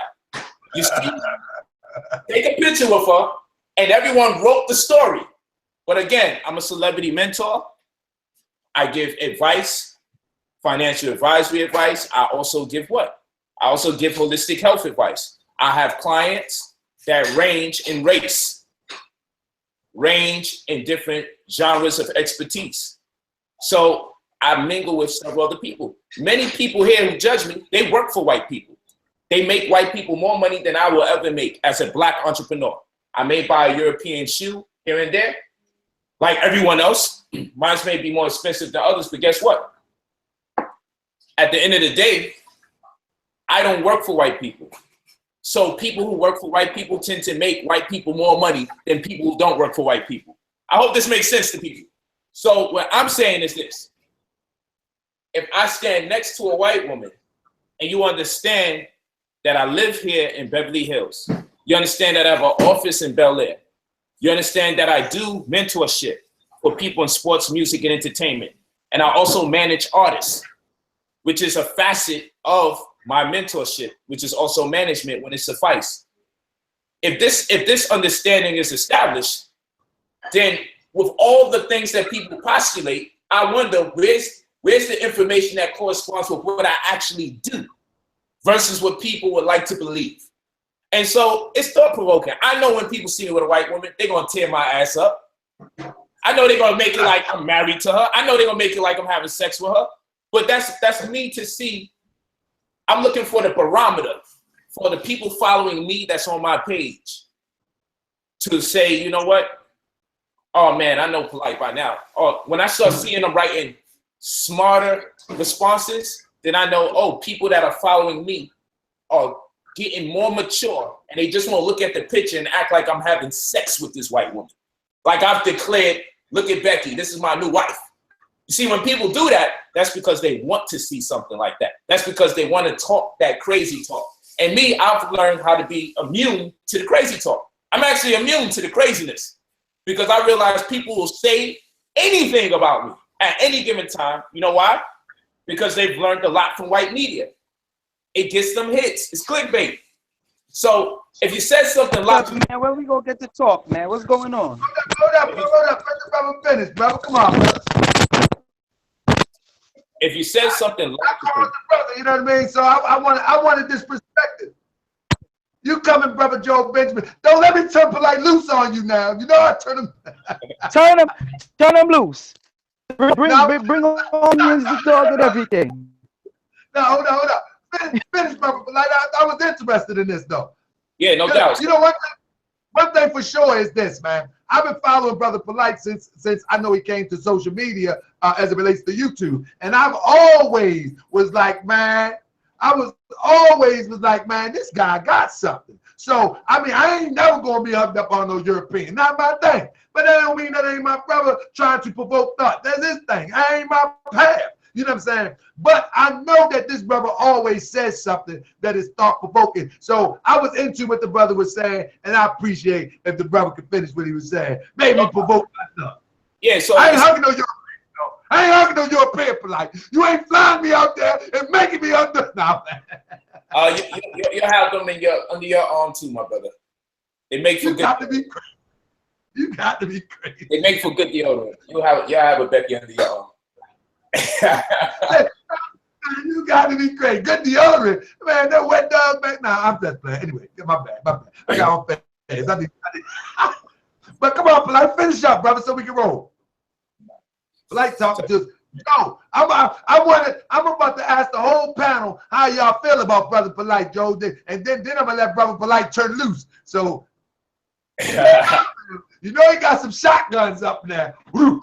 So hey, I don't mind at all. You know what I'm saying? So basically what I do, I just enjoy my life. I've come to terms that we sensationalize on what consciousness is. And I believe I'm giving people great perspective. I believe I'm giving them incredible perspective because I can be like other leaders and be shaken by the things that people do. People don't realize they make up the same populace that stress the leaders out. They make up the same populace that made Marcus Garvey want to commit suicide, not once but twice. Our people behave the same way as the destructive people during Dr. King's mission, Malcolm X's mission. These people would have never joined them either. These people would have never support them either. So in my age, I'm 33 years old now. In my age, I elected to not make so much sacrifice for the Black community that I die disheartened and in regret of the time I didn't spend or contribute to the livelihood of my children, livelihood of my wives, and also to restore the grace of my youth. Why? Because I miss most of my youth being incarcerated. I miss most of my youth being in shelters. Most of my youth being in juvenile detention facilities. Most of my youth being in prison. And then when I was free, I was babysitting my nephew while my sister was doing fed time because our father wasn't around because he left. And we didn't know our mother until I turned 17. She died the week I met her. So guess what? I didn't get a chance to go through my adolescence unadulterated or uncompromised. So of course, in adulthood, there would be some instances where I would like to revisit that form of youth, but I have to find a progressive filter because I'm conscious. So I indulge in certain things that don't hurt others, that is befitting for me, because if an adult was cheated out of their youth, they undoubtedly will reflect adolescent stages of thought process. It's a fact, one way or another. A lot of people act out in immaturity, making more babies than they can afford, being sexually crazed, overzealous in emotion, drunk, or suffering from alcoholism. They find all sorts of vices to cope with that lack of experience from childhood. Me, on the other end, I find things that I like to indulge in that don't push me over the edge, that don't compromise my thought process, that doesn't make me a drunkard. You know, this is the way that I want to live. That doesn't make me sexually crazed and make more babies than I could afford. I find my approach that I can do what I do without really destroying myself and my anatomy, like most people do in their adolescence. And while in the process, while people judge, I've learned to come to terms with the fact that everyone's right to have an opinion. Be a public figure, everyone has one. Why not? Brother Polight, before I let you go, brother, I appreciate you. Brother, can you give me your word, brother? You never break your word with me.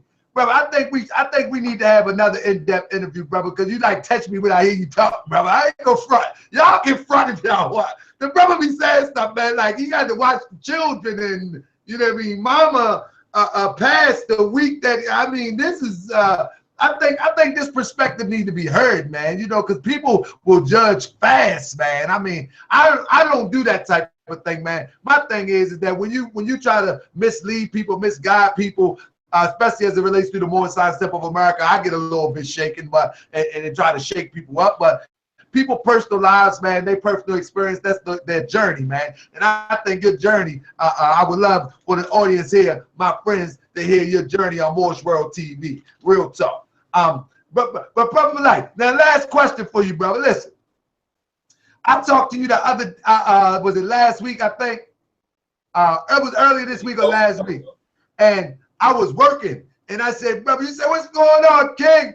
I said, brother, I just tell you, keep doing what you're doing, keep your head up, you know what I mean, blase. But you hear how hard I be working, right? Let me see, what are you looking at? I'm gonna put you on. My daughter who's insisting on constantly contacting me while I'm talking. Hey, family, we gonna run Polight on the spot real quick, brother. You hear how hard I be working a lot, brother. You know what I mean? Let me show you something. Like, let me show you something, brother. I'm gonna ask for your sister, just like all the other Asians do. See, man, I work today. I was building some houses, man. I'm trying to build this Moorish community, brother. I ain't gonna tell you what to do, but I'm telling you, I can use some assistance. Tell your Hollywood friends that here in Baltimore, you have a brother by his own hands that is building a community. You know how you go to any city in the world and you see, in a city in the United States, you see Little Italy, and you can go to Little Cabana, or you can go to Chinatown. Well, here in Baltimore, I'm building the first Moorish village. Whereas though I am going to, you see me on one picture in my house, but not in my house, but in the yard. I was sitting on a chair. I'm all right. I'm going to rent my house out, move into a lower income area, and me and some more are going to re-gentrificate an area. You understand what I'm saying? And so, my brother, when I put up, I don't want to do GoFundMe. I'm going to call you so I can figure out how to put something up where them Europeans don't get a piece of this chain. And I need you to help me to put the word out that we are trying to build a Moorish village no different than a Chinatown. We already building it. You know what I'm saying? We have people that's going to migrate from certain cities to move into this village. You know what I'm saying? We got a brother coming from, what's the name? He bringing his barbershop. We got a sister from New York. She bringing her skills. We got a sister from Syracuse. She bringing her skills. We moving in one community, and I implore you, brother. Now, you have a lot of influence, and it ain't no doubt. You got my full support, brother. Wait, real talk. You know you got my full support. That's a fact. Yeah, brother. Anything in closing? Because I know these brothers, they want to try to tear you up. You want them to tear you up, or you want to stay on for a minute? I'm not for the destruction. I'm for the building. I get torn up all the time. Show me something new. A joke. Show me something new. Joe Benjamin was so ambitious to cut you off. Let's see what my good brother Joe Benjamin. Now that's my brother. Joel, you there, my brother? Your time is up, and you're next. Ishmael Bey, and then Khonsu. Brother Joel, come on, brother. Man, I ain't see Ishmael in a long time. What's up with that brother, King? What's up, Ishmael? Brother Joel, peace, brother Polight. How you doing, family? It's good to see you, family. Good to see you too, my brother. How you doing, man? I'm doing well. We got to catch up, man. Catch up when you're in Vegas. I'll do a follow-up with you. That's great, man. I'm glad to see you still live and strong, brother. That's great to see. Oh, for sure. For sure, all day. All right, hey, catch up. See, brother, like, I try to roll with the veterans, man. I try to roll with the veterans, man. Season. How do you feel the state of what they call the conscious community, my brother? You know, they was going to some type of imaginary trial, or I don't know if it was literal. They had some type of tribunal for Brother Polight. And then right after that tribunal, well, I don't know where it went at, but then we come find out that people missing their orders from the Red Pill brothers, and then we see young Pharoah and all of this madness, man, all of this madness. What do you feel about the state of the conscious community, Brother Ishmael Bey? Oh, me, the conscious community is on the job training. You know what I mean? It's being formed as we go along. Rules get put in, rules get put out, standards get put up, standards go down. So basically what the conscious community is we were a bunch of backpackers, and then technology caught up with us and we got cameras. So you had some people who were already doing the things like Phil Valentine. You had some young backpackers who were fresh out of 5%ers. Some were incense burners. Some were all of them getting together. And then the backpackers got cameras. And then the conscious community came alive. Now, if you pull up conscious community online, it's a bunch of white people who have tagged the name conscious community. It's like about like some 60-year-old white women. There's about 4 of them, and they're the conscious community. But what we use as the conscious community is this expression or explaining the consciousness or the knowledge that we're all coming into, usually African-centered, and then we all come together, and it comes and it goes. It's very, you know what I mean, intangible. And that's what you see, you know. So people used to, I see like sometimes people, they look at what Polight does, and to me, it's an extension of what Khaled did. Khaled had his Rolls Royce, and he said he called it his tank. So he said that when I go into the hood, these brothers that see my tank come into the hood, these are the brothers that I can go and talk to. And these are the brothers who can relate to me. And if I came pulling up in a Honda, I wouldn't get the same response as if I pull up my black tank or I pull up my white tank. He had a black Rolls and a white Rolls. He's choose which one he want to go roll into in order to get the consciousness of the biggest drug dealers. The biggest drug dealers would then come out and talk to Khaled. Khaled would get their ear, and then he's able to give them the jewels of come on down to the temple. We bring them down to 7 or wherever the temple is, the city that he's in, and then we go and we bring them all in. So that was his tank, as he called it. You see, so it's a method like that. Okay. So with that, my brother, you see who up next, Brother Ishmael, our good brother Khonsu. And then I want to bring in Tyrain, Khonsu. Now listen, I don't play no games, brother. I know you go hard and you keep it real. I want you to keep it real as you can keep it as it relates to what we call the conscious community. And I'm going to tell you why I said that. Only reason I said that because somebody in the chat was like, give it to Khonsu. Khonsu going to keep it real. So, brother, take it away, Khonsu. What is your take on it, my brother? Well, you know, like I said before, the conscious community is an enigma. When we talk about the Black conscious community, you have different facets of the conscious community. You know, basically purported by people that are pragmatic demagogues. And pragmatic demagogues have kind of a doppelganger effect. They have two personalities. And they're going to market the narcissistic, psychopathic personality because it sells. You know, I look at the conscious community as the equivalent of love and hip hop. In a global setting, it's not even going to be taken seriously because there's no GDP in the Black conscious community. No intellectual GDP, there is none because it's not benefiting the demographic of Black people across the country. When we start talking about economics, this is really what the crux of the Black conscious community is. It is an argument and a fight over economics and the lack of knowledge of what community economics really is. When you look at the rules of economics, you have scarcity, subjectivity, inequality, competition, imperfection, ignorance, and complexity. So when you create a brother who is enigmatic, like a brother Polight, who I believe, because I don't know brother Polight personally, we don't talk. I know of brother Polight. So someone like Ishmael will probably have a better account. I'm not going to try to describe someone I haven't even had a face-to-face conversation with. But what I do see is the ability to utilize rhetoric to purport a narcissistic, psychopathic personality trait. I think that he does that in order to spark conversation in the world of the social media. And so when we look at these social media outlets, we have to pay attention to the economy surrounding it. So if you have Polight that's an isolated pragmatic, that creates scarcity. And when that scarcity is created, now comes the subjectivity. You don't know who Michael is, you're going to know who Polight is. From understanding that subjectivity comes the inequality, Polight versus somebody. So you got to have competition, and that comes right after inequality because competition sets a bar. So Polight, just like a Floyd Mayweather, I'm the greatest. That is an economic marketing strategy because once the competition is established, you're going to have imperfection. In imperfection, now people want to pick at this Polight. So Polight will purposely create an imperfection model so that it plays to the ignorance of the parishioner. And because the parishioner becomes ignorant, then effectively Mr. Polight becomes complex. These are the basic simple rules of economics in order to generate revenue and finance. I've been in finance 34 years. I see it all the time.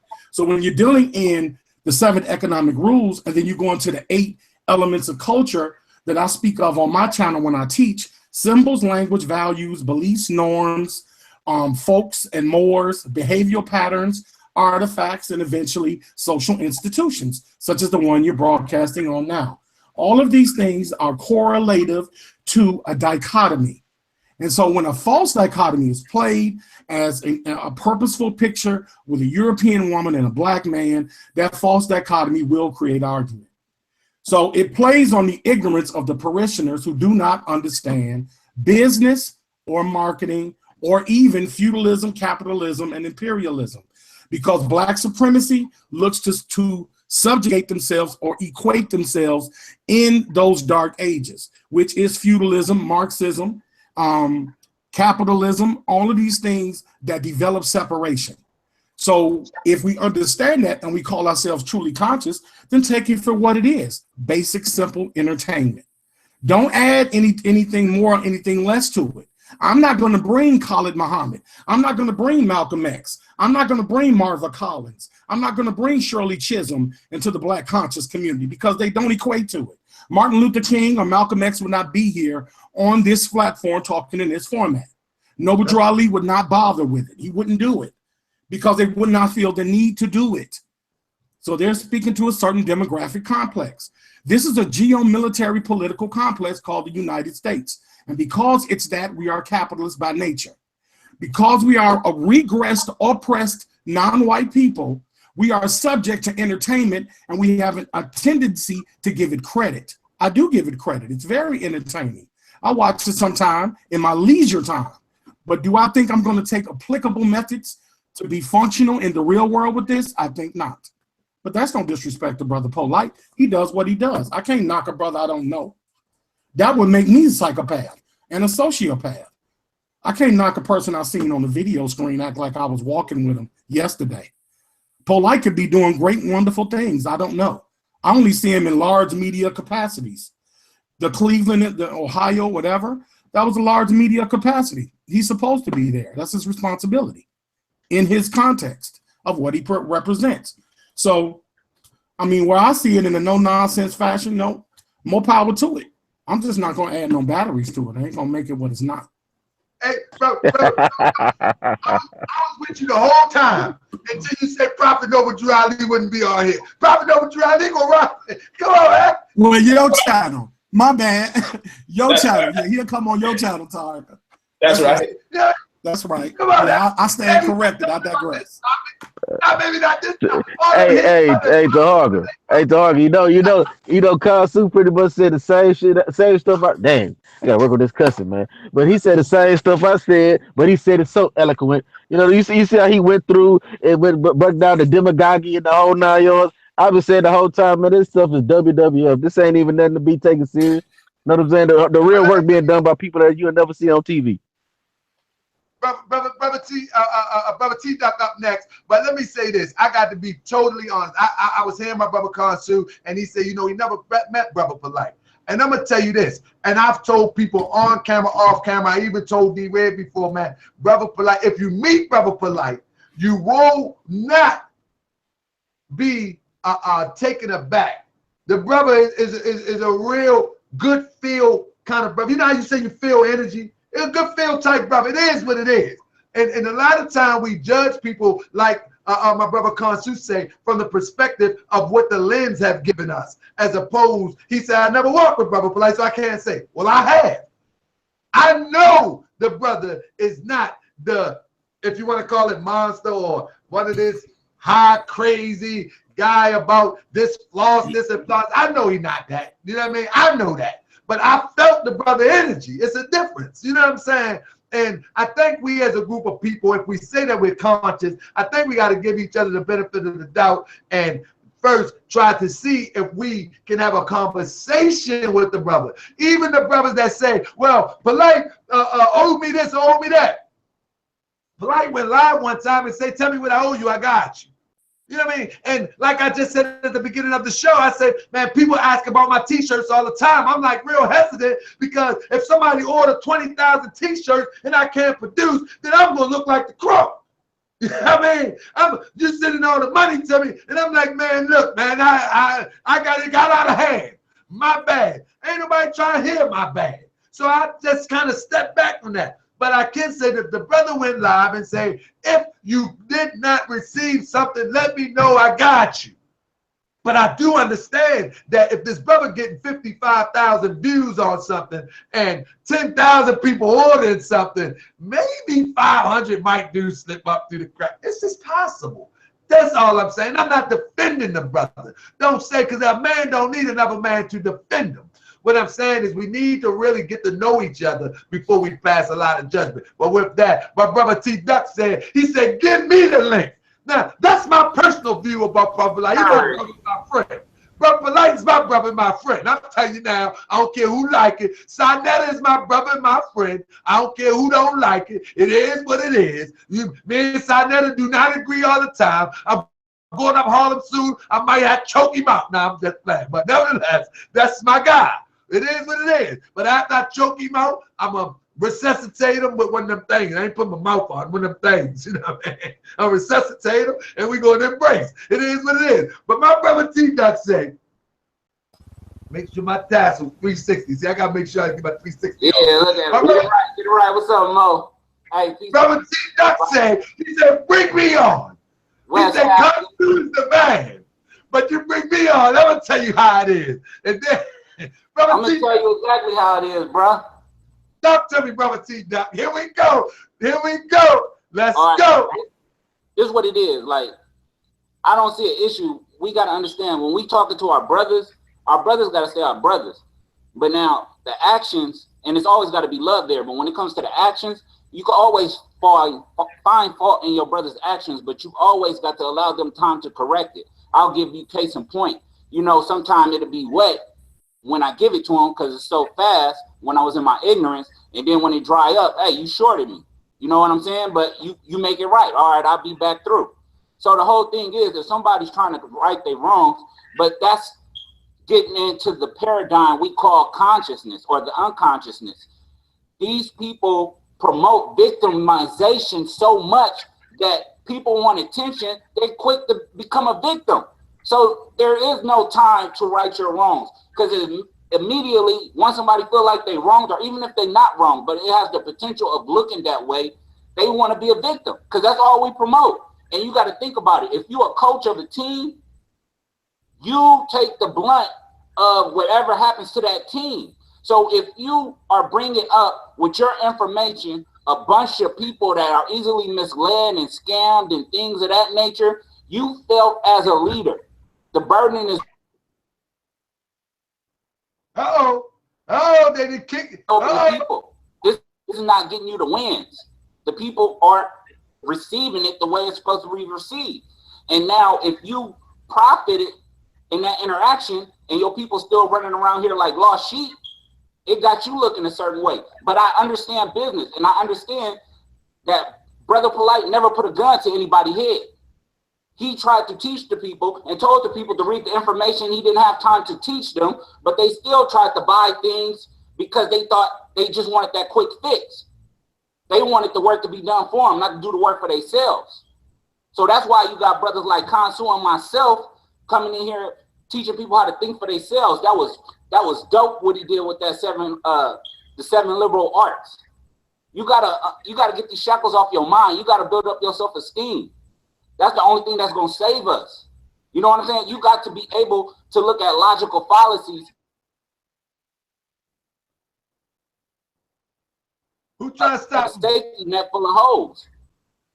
Like, none of these dudes can claim consciousness. None of these dudes is battle tested and even qualified to be leaders. Because all you're doing is regurgitating information that you got. You living off of somebody else's fame. It's just like if I was to live off my big brother name. Because my big brother got a name in Hunters Point. But I'm a North Beach cat. So what do I look like trying to live off his name? I'm not even from his neck of the woods. You know, we got to stop doing that. You got to be your own man. And we got to teach the people to be their own men and women. Until you have that, until you have a group of leaders, you'll never have unity. Because followers can't lead. And most of 9 times out of 10, they're going to make you look bad. Because you could do all it is that you want, but if they can't think for themselves and you're not there, they're a liability. And it could fall back as a reflection of who you are. So I think we need to stop. I think we need to go with our paradigm, the West Coast paradigm, because it's called programming. And there's rules and regulations involved to prevent some of this inconsistencies with how things function. We go off of the Mau Mau. We go off of the Jamaican Maroons. We implement all types, the NOI. We implement so much. We so deep and charismatic that it's like, but we focus on manhood, scholarship, and building people up so they can be leaders of themselves. So we don't have to have a leader because everybody is leading. It's not like we got one Malcolm X, we got 50 Malcolm X's. We don't have one Khalid Muhammad, we got 30. We don't have one Noble Drew Ali, peace be upon him. We got 100 of them. And that's how we got to roll. So all this conscious stuff is just a bunch of people who got picked on. All they do is simp. All they do is, you know, do the victimization thing. They talk about what it once was. Why can't that be now? Like, what type of man can sit here and tell you all the bad stuff that happened to him like nobody else got it hard? It's like when you go to college. Everybody was the man in high school. Everybody got the letters in his jacket, but it's college now. Prove yourself. You know what I'm saying? And that's all I'm going to say for right now. It's no. Hold on. It's coming. It's going full circle. Pass me the mic, man. I got you, Joe. I called you a second ago. You wasn't there. Let my brother Terrain come in. I'll bring it back to you, and then I'm going to let Brother Polight respond because I think a lot of this was directed at Brother Polight. Well, mine ain't gonna be directed at him because it ain't about him. Everybody is way. I got you, brother. Give me a second. Let my brother Terrain come in. Peace, my brother Terrain. How you doing, my brother? Islam. It's Tyrain L. I'm out of Atlanta, Temple number 16. Just wanted to give my measure. You know, I've been listening to a lot of things being said, and you know I was in the chat room and I was like, yeah, I was an ex-New Covenant member, but I'm not coming on here to try to slander Polight and drag him. That's not what this is about. But I'm going to speak some truth. You know, when he came into the community, I thought that he was right and exact. We need to focus on real estate, health, and knowledge of self. Health, wealth, knowledge of self. I think we spend too much time studying history and a lot of pseudo law and other things that may or may not work, and I was on board. But I will say this, when we went through the so-called status correction, and it was a gang of us in Polight, you know us, brother, it was me, the brother Ta'aka, it was brother Pierre, you paid the brother's rent before, like it was a gang of us in Atlanta, and we was trying to build actually like a restaurant for New Covenant and do some other things, and things didn't work out, but a lot from Polight. But the bottom line is some of that paperwork stuff was bogus, bro. When we went through that status correction, none of us could get discharged any debt. We couldn't never reach nobody when it came to some of the procedures. Brother Lawan claimed he didn't know how to do it, only Polight knew how to do it, and it was a lot of back and forth. And I still see some of those same packages being sold. And I know for a fact my man Tahaka never got his PIH, which stands for private interest holding, and that's been 4 years. Clarify what's Tahaka. I ain't trying up from nobody. I ain't got my money from you. No. Again, this ain't no bashing. I'm just telling my story. I ain't Tahaka. I ain't buying that from nobody. I don't want that stuff. Go ahead, man. Go ahead, man. But like, you know what I'm saying? Ain't no lie. And again, he was a breath of fresh air. Like, I'm in real estate. I got my real estate license. Because of him, I'm in the numerology heavy. Like, I changed my life around. But again, I'm saying some of that paperwork stuff, facts, it don't work. And I seen him pushing it, and I'm confused because I haven't seen any results. And I've been rocking with him since 2012. Due paying member, paid for status correction $500. My man spent like $1,500. My other man spent like $2,500. None of us got anything. None of us got houses. None of us got a debt discharge. None of that. And these are just the facts. But I did learn a lot. And you know what I mean? I'm gonna yield the floor. All right, hold that thought, brother Polight. I know you want it, but let Joel Benjamin come on, Joel. You there, my brother? Yeah, this like gonna bother you? Huh? Okay. Yeah, man. Let me say this. First off, peace to everybody in the chat. First off and foremost, and shout out Moorish World TV because it's lit tonight, and we're gonna do it right, of course. Pardon me. I'm sorry. Somebody just said something. You said something, Polight? Yeah. I was asking for permission if you could hold tight real quick so I could respond to the brother before another person. Damn, brother, you said a few things. Go ahead, Polight. You got it. Okay. I appreciate it. I think it's only you got it, Polight. Go ahead.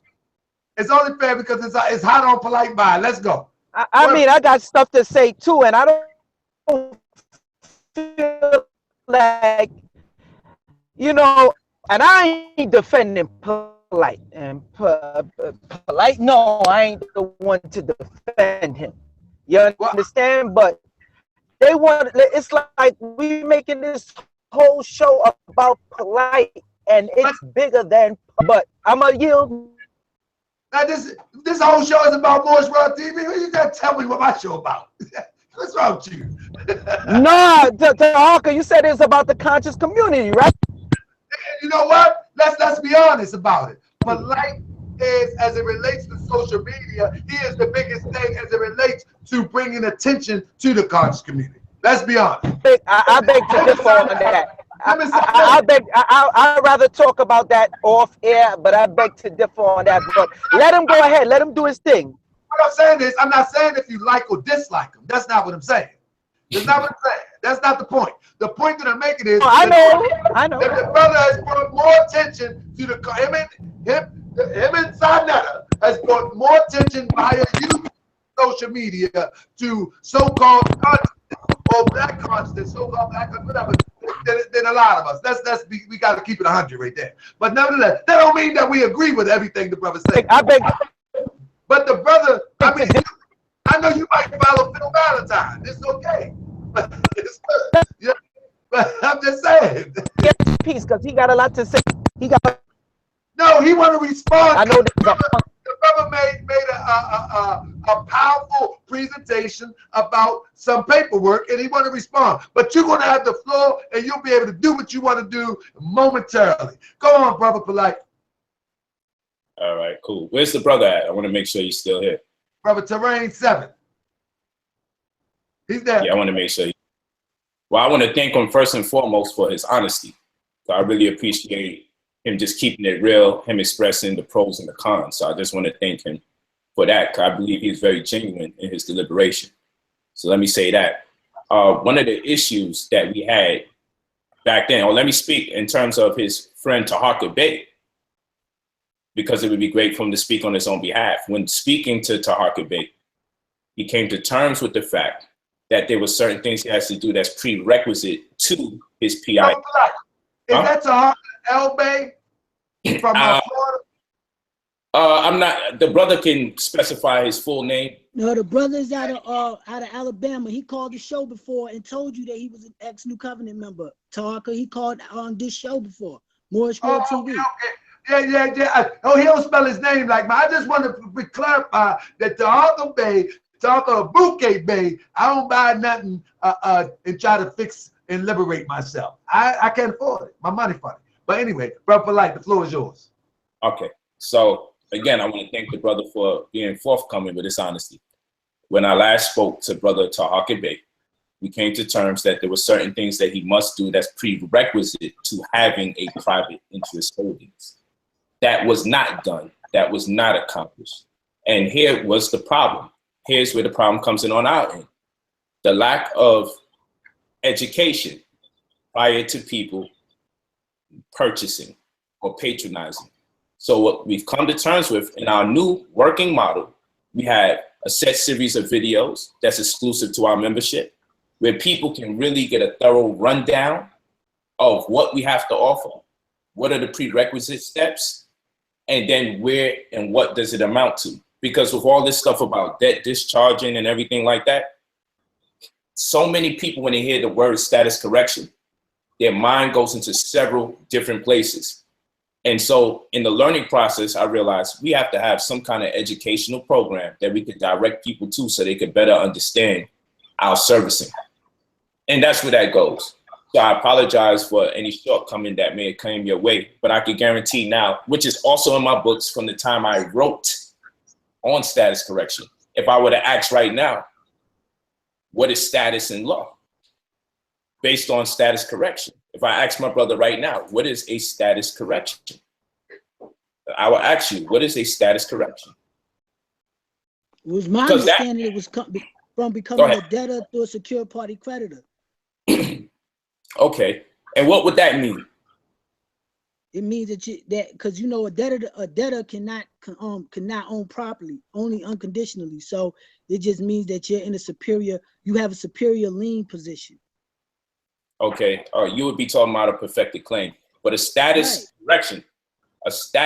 correction in law, real estate is status.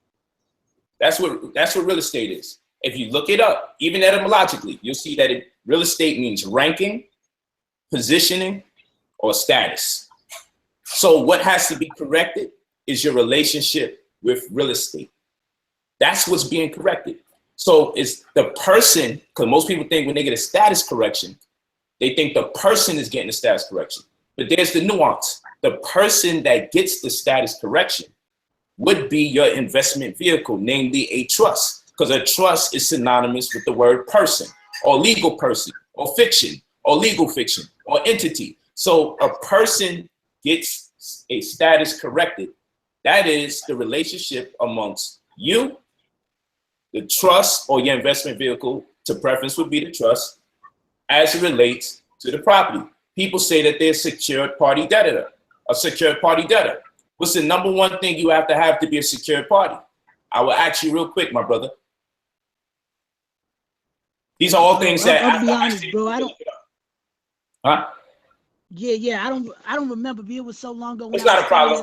Don't worry about it, brother. I stopped studying it, bro. Yeah. It's not a problem. It's not a problem. The number one thing you have to become a secured party is property, so you could properly collateralize it or securitize it. So many people are working around here saying they're a secured party creditor.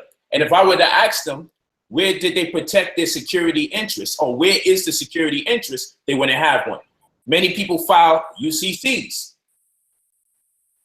but they don't have a purchase agreement or a security agreement to preface the UCC. Many people say, I did my UCC one. And then I say, okay, so where's the security agreement? Because that's prerequisite to a UCC. Before you have a UCC filing, you should have a security agreement. They don't have one, because many people use these things out of a response to the racial animus perpetrated against our people. So then they talk about clearing debt and doing a whole bunch of things for absolutely free for little to no money. When in the real world, the reason why the UCC filings even take place is to alleviate the opportunity to go to court and drain taxpayers' money. So the reality is this. It is, I don't like to say it's complex. Anything's complex without the knowledge. So what I would say is this. It's a responsibility on the people servicing the products, and coupled with the responsibility of the people patronizing those who solicit to sell the same products, to make sure that the education is thorough enough for both parties to really be able to establish a strong enough connection. But nonetheless, I appreciate the brother, because I believe he's completely. Well, let me just add this on though, and I appreciate you responding. I just say some of that wasn't made clear, and you kind of addressed that. Yeah, you kind of addressed that. But I will say that my UCC was filed by Brother Lawan in the state of Washington, and I got a letter right now from the state of Washington saying that a person cannot be a transmitting utility, and those letters went out to a lot of members. You even addressed it. So I'm not sure if y'all switched y'all process. And what did I say? What did I say when I addressed it? What did I say when I addressed it? You said that you could just file it online and it didn't really matter, but it looked, the fact that we got that letter back from the state, it just made it look incorrect.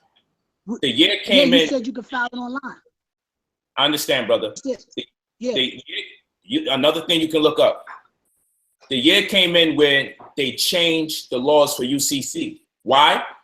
Because so many people from so many different communities was trying to use UCC law for other than real estate, for other than conventional commercial exploits. So many people were trying to use UCC to get out of not paying for things people in the real world have to pay for day to day, that they made it more strict. They made more strict rules and coding for people to do filings. Whereas if this was before 2006, 2007, people had the pass to do all sorts of UCC filings.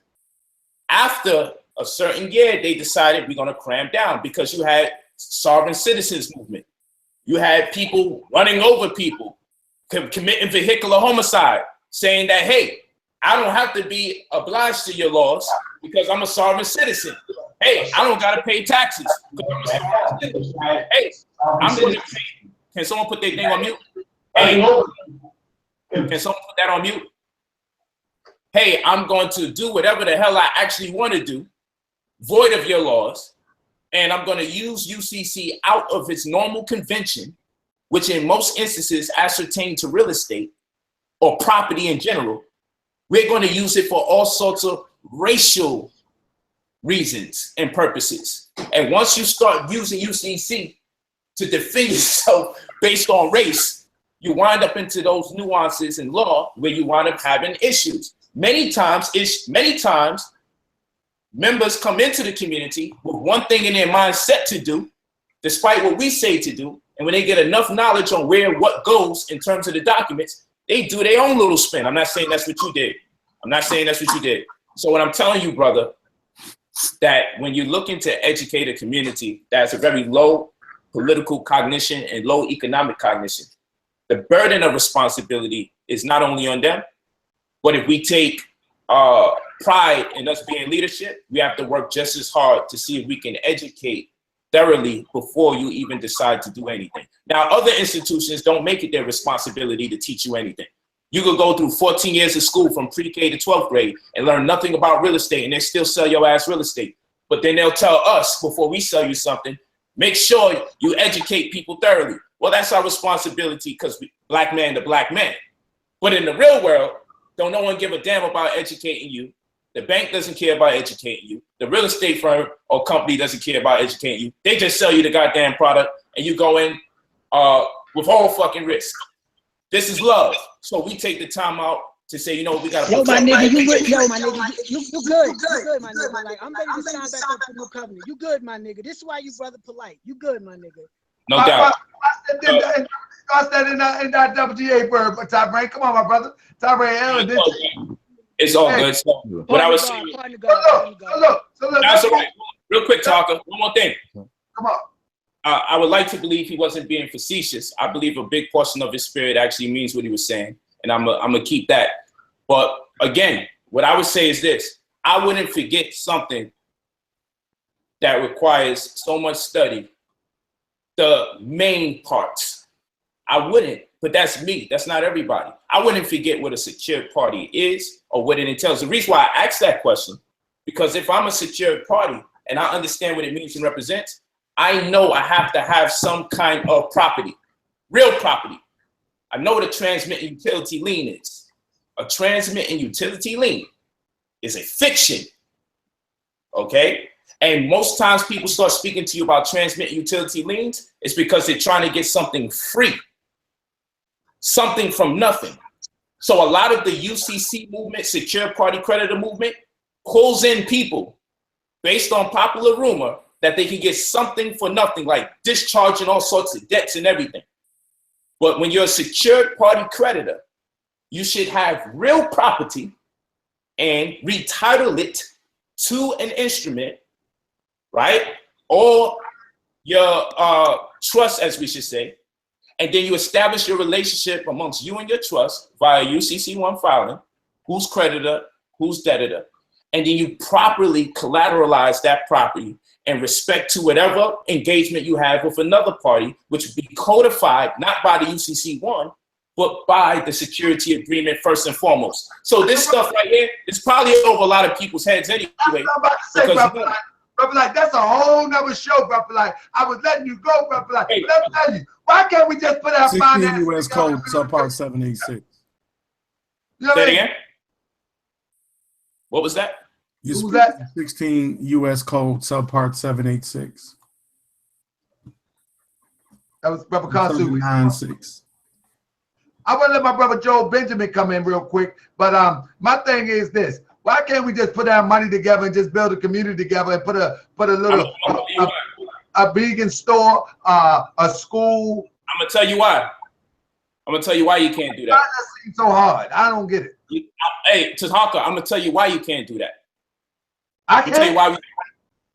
No, you said we. I ain't gonna tell you. It's not a you thing. It's I'm going to do it, and those few that will think like this will come. Hey, Tahaka, I'm gonna tell you why we have problems doing it. Nobody will kick out no paper. That's why. Nah, hey, Tahaka, it's beyond paper, because if the fact that we're trying to use liquid to acquire property in the first place in that capacity is an issue. That's the problem. I'm talking 1, 2, 3 at a time. One family at a time. One by one. And then I'm thinking 5 years. The whole neighborhood is out. Listen to me, King. Our approach is very Stone Age. That's why we're getting our asses kicked in the market. There's a marketplace there. There's a staple that exists with people buy and sell, and someone's in control of the staple. but the manner in which they go about acquiring property as a community, we are not following the suit. Meaning, watch this. We have people in the community that want to get a school, right? Most times schools or hospitals are erected. They're erected via community endowment funds, which a percentage of that endowment fund, one of the most exponential parts of the endowment fund, ascertains the real estate. This is how schools and hospitals by convention normally get erected. But in our community, you know what we say? Everyone, let's get together and just pool our money together. The problem is we're missing a true plan. We're missing projections. We're mixing PPMs, private placement memorandums.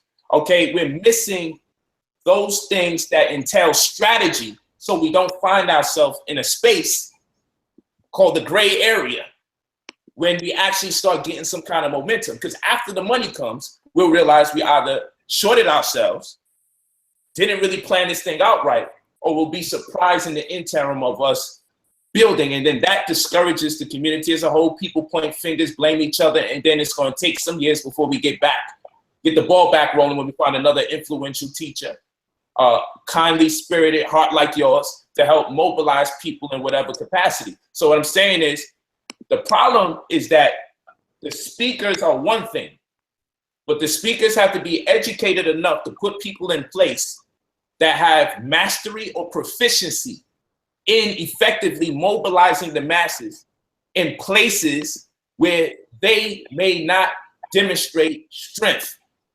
So the teachers have to be honest what their strengths are and what their weaknesses are. You feel me? You organize, you got a platform, people are listening to you. That might just be your job. That ain't my job. But you may not have the PPM. You may not have the private placement memorandum. You may not have the concept of projections and analytics or advanced metrics. You may not know Six Sigma resource allocation. You may not No. I may not know that terminology in which you're speaking. However, do you know what I do for a living? It's not YouTube. It's not YouTube. No, I have a small property management company, brother. No problem, no doubt. So what I'm saying is, I have a small property management company that does pretty good, been doing pretty good quite some time.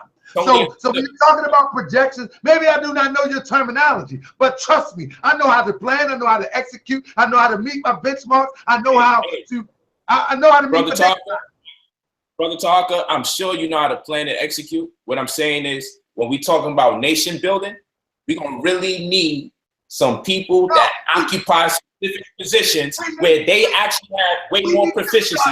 Brother, we need to start now, brother. We can't wait for them people to pop up out of nowhere. We need to start now. You're gonna have to wait for them people to pop up because you're gonna make incredible error. I'm taking from experience. I know what I'm talking about. You're gonna make incredible error. I'm gonna have to make a plenty of errors because my hands are getting rusty right now, building in real time. Once you make errors, you're gonna have people from the community casted. Hold on. They're gonna castigate you and make you a demon because you had great intentions. Not with my own money. They're gonna castigate me with my own money. I ain't asking. We're not gonna, hey, Tahaka, we're not gonna get there with your own money. That's the problem. No, it's going to start with mine, and those who wish to contribute, they will contribute because they can see the vision. We don't have time for that crazy idea, Tahaka. That's why the community's going nowhere. So we got time. Okay. So we got time. So we got time to floss with this European with pop champagne just to look for a reaction. We got that type of time, though. Oh yeah. Well, guess what? Come on, man. Cut it out, man. Hold on. I'm glad you said that. Hold on, my brother. Teaching is multifaceted. You have math class, you have science class, you have maybe sociology. Hold on, listen.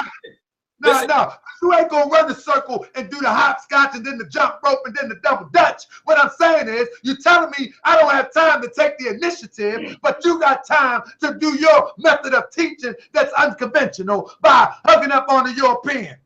Come on, brother. Yes. Now let me respond. I don't have time to do my method of building rock to the ground, mortar to the brick. I don't got that time. Hey, may I respond? May I respond, my brother? Go ahead, brother. Thank you. Let me make it more specific. You have the right to do whatever you want to do at whatever pace you choose. The more efficient path would be to get a team together that knows more than you know in places that are demanding of that service. However, as a leader, you first will have to have some idea of what you don't know that you need. So there goes the paradox. So you know all this, right? So you know all this, right? Islam. Hey, I'm just smart enough to know that there's a lot that I don't know. Listen, so you know all this, brother Polight. So why don't you assist somebody into doing what you saying that you know? Oh, I am, but we're talking about you and your dream and your ambition. It's not my dream. It's my vision to see us living together. No problem. Community. No problem. Than any other. Look, let me tell you something about the Mexican when they crossed the border and now they made Spanish a second language. When they crossed the border, they didn't have none of that stuff you talking. They had drive. They had unity. Yeah, and they also have unity. They have mafia, and they have some money still fucking backing them. Oh, man, come on, man. Come on. It's real. Hey, I'm just being for real. Nobody comes up on a whole level into this whole community. Listen, there's whole communities. Hold on, there's whole communities waiting to assist these members of the non-black community. We don't have it like that. So we are really starting from scratch. These communities can come, these non-blacks can come into this country because they already have a community of people that they can leverage from just their ethnicity alone opportunity. But not in that space. That's not true. I don't want to talk about no damn Mexicans. Bro, that's not true. I started off black people. I started off with a janitorial company, brother, and I hired a whole family one time. I had a whole family. They was willing to work, brother. But I mean, come on, man. They got drive, man. They got drive. I'm not mocking you, brother. I'm giving you, I'm imparting some wisdom or insight because I don't want to see you. Hold on, listen, brother. Hold on, I'm not coming to Hollywood. You wait for Moors, y'all go in Hollywood and y'all flaws and all that. I'm gonna stay in the hood and I'm gonna build it up and I'm gonna regentrify it with Moors. You know what? I'm gonna regentrify it with Moors. Hey, you know what? And you know what, my brother? That might be the problem. The direction of where you may choose to move the dollars or invest might be the issue.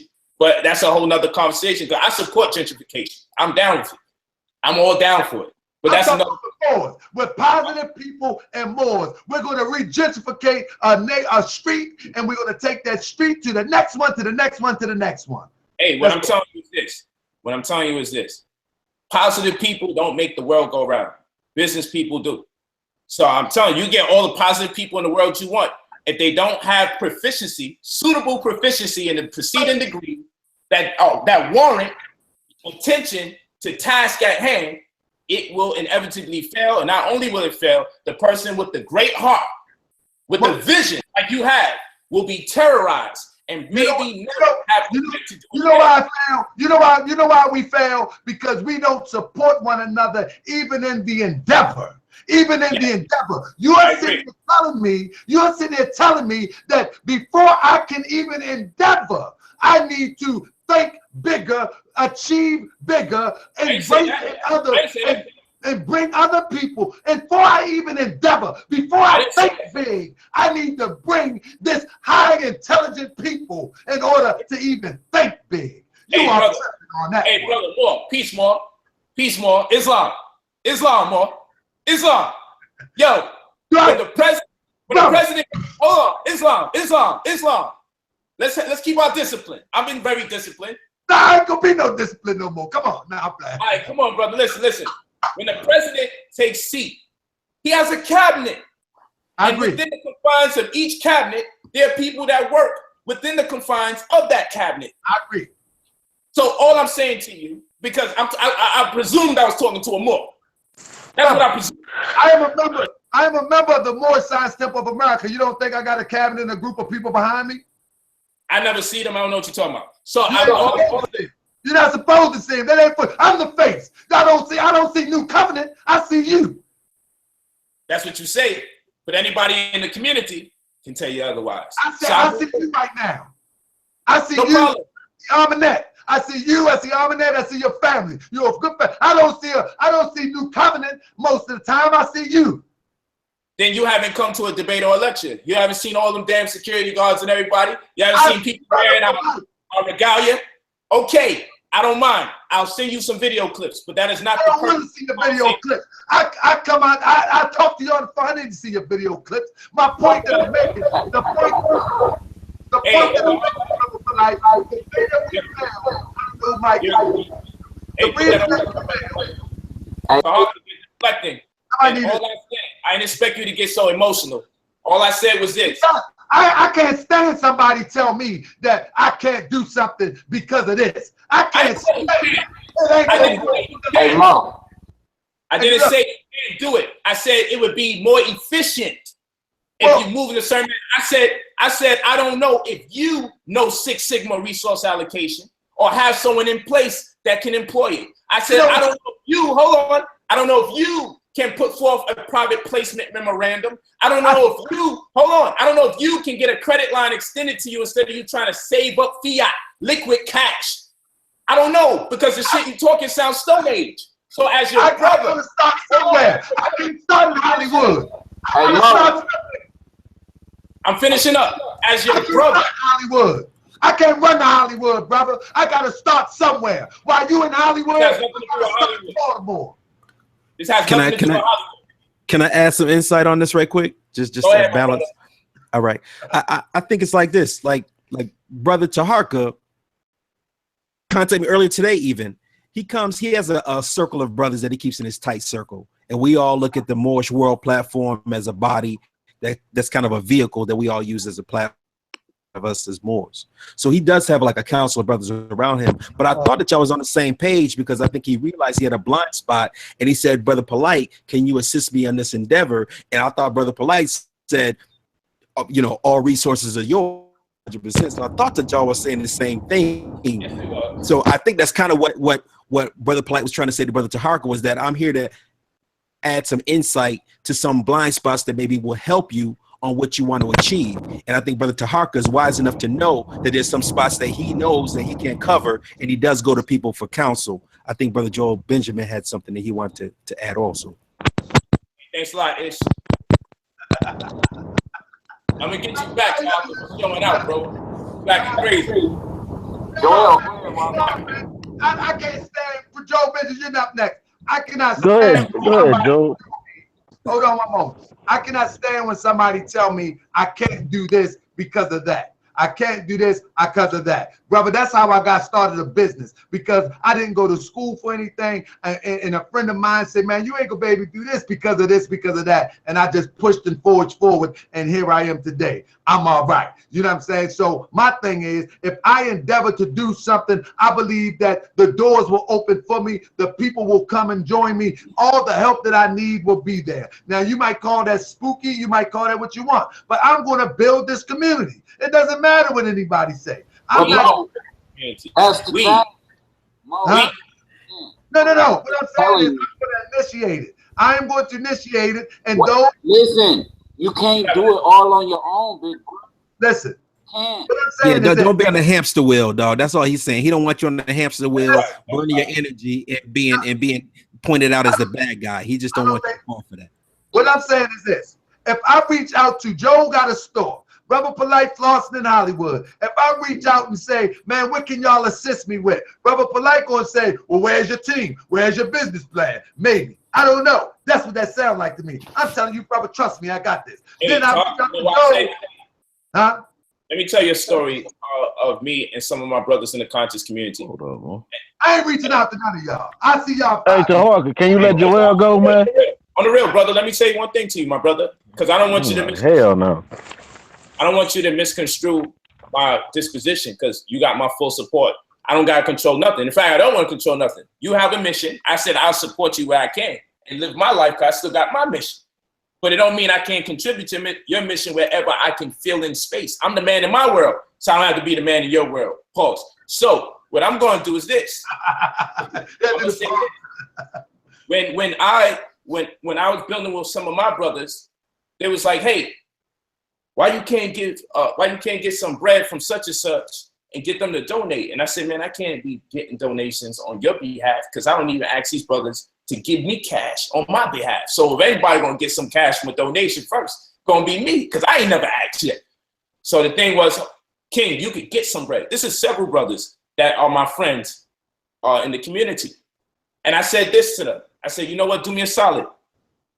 Set up an investment vehicle or some form of profit or non-for-profit that in which case there can be some kind of tax subsidy that we can leverage in a conversation with the donator so that reciprocity can take place, so that this thing can be mutually beneficial to both parties. My people said I was trying to finesse them and talk too crazy, so I didn't want them to get no money. I said, no, I'm not trying to play you. I'm trying to make sure that you do things in a way where you can get the donation. You know why? They said, man, you should, these guys are spending money on this, that, and the third. So I use Floyd Mayweather as an example. I said, you know, Floyd had a problem with a stripper club because he wanted to write off what he did in a stripper club on his taxes.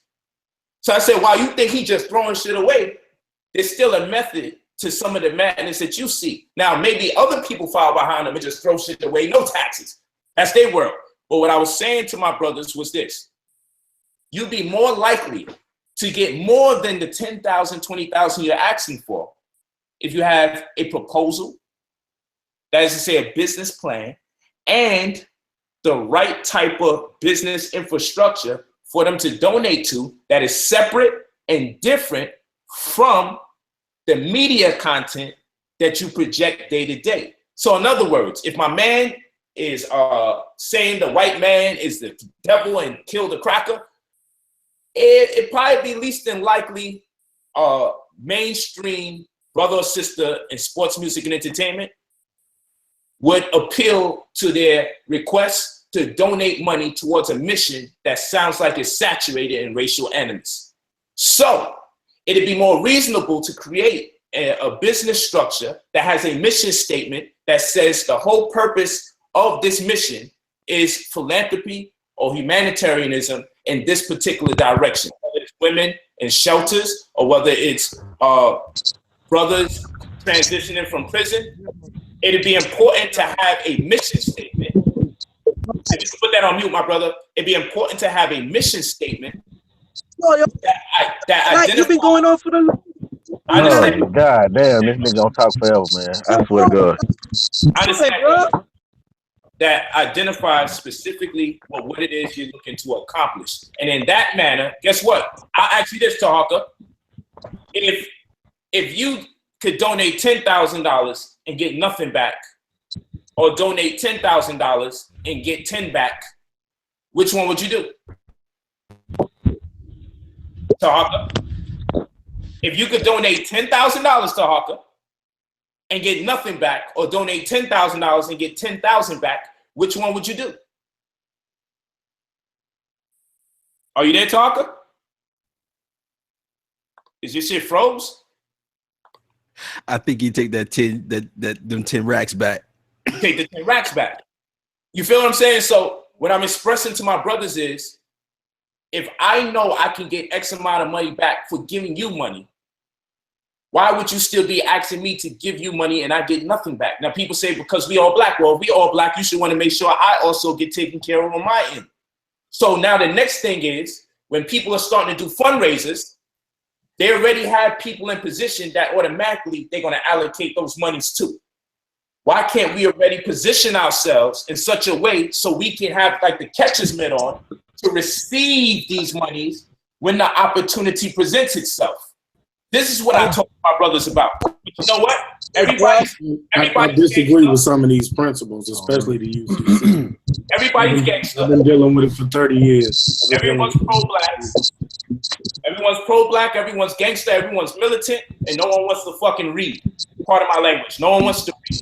You feel what I'm saying? So, and then when you assist people and say this is what you need to get done, they think you're trying to take them through the ringer.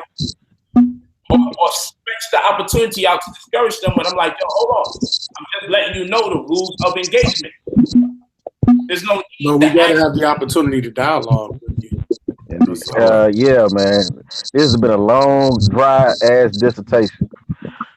All right, I'll leave. I'll let you guys talk about whatever's going on. This was a response to Brother Tahaka anyway. I mean, But yeah, why you bro, want to but leave? Yeah, you Hold don't up. have to Why do you that. want yeah, to leave? Like if he everybody ain't stayed talking on to hear what you said for the longest. for 15 hours, he said a whole bunch of nothing. I'll tell you this though, when everyone else was speaking, no matter how long they took, even if they was talking about me, I gave them the respected time to talk. I gave them that. Nobody spent that much I time didn't talking. interject.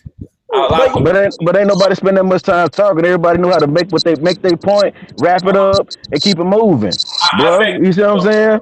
Go watch the show Square back later. business. You can watch the show back later, So and you can hear some people being a bit redundant.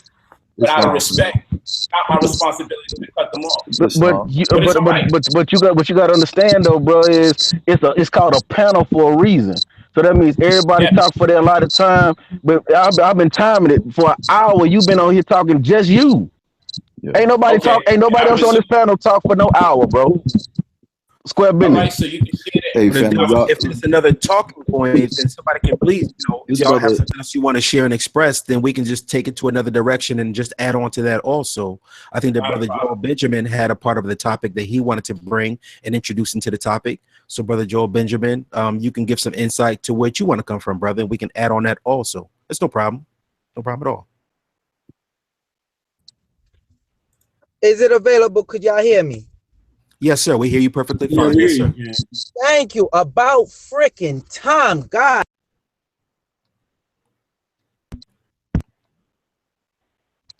Come on.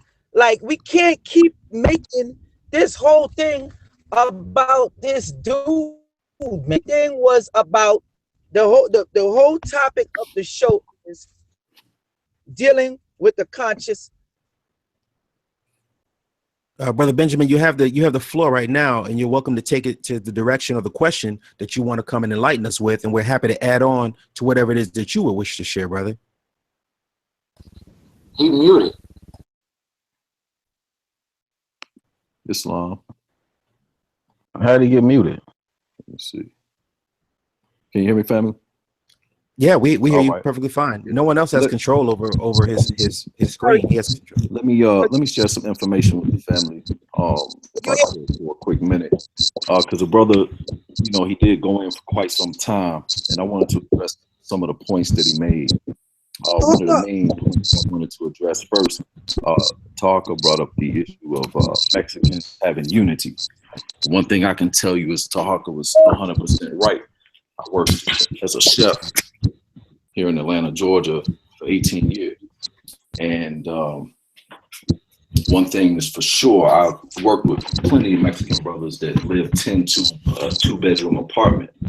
And they had an economic plan and how they work together in unison, in unity, to then build their finance and go back home with a nice, with some land, houses. In fact, they were building ranches, building businesses, etc. And now they're building businesses here. So they're definitely working on their thing. I also wanted to touch on something.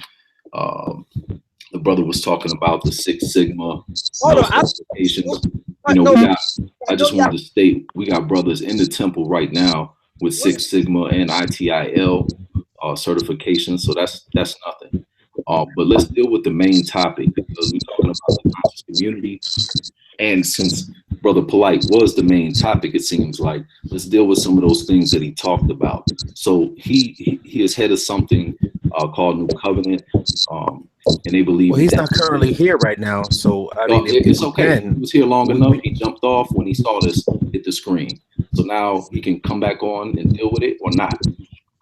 The redemption movement consists of supporters of an American conspiracy theory called redemption theory, which involves claims that when the U.S. government abandoned the gold standard in 1933, he pledged citizens as collateral.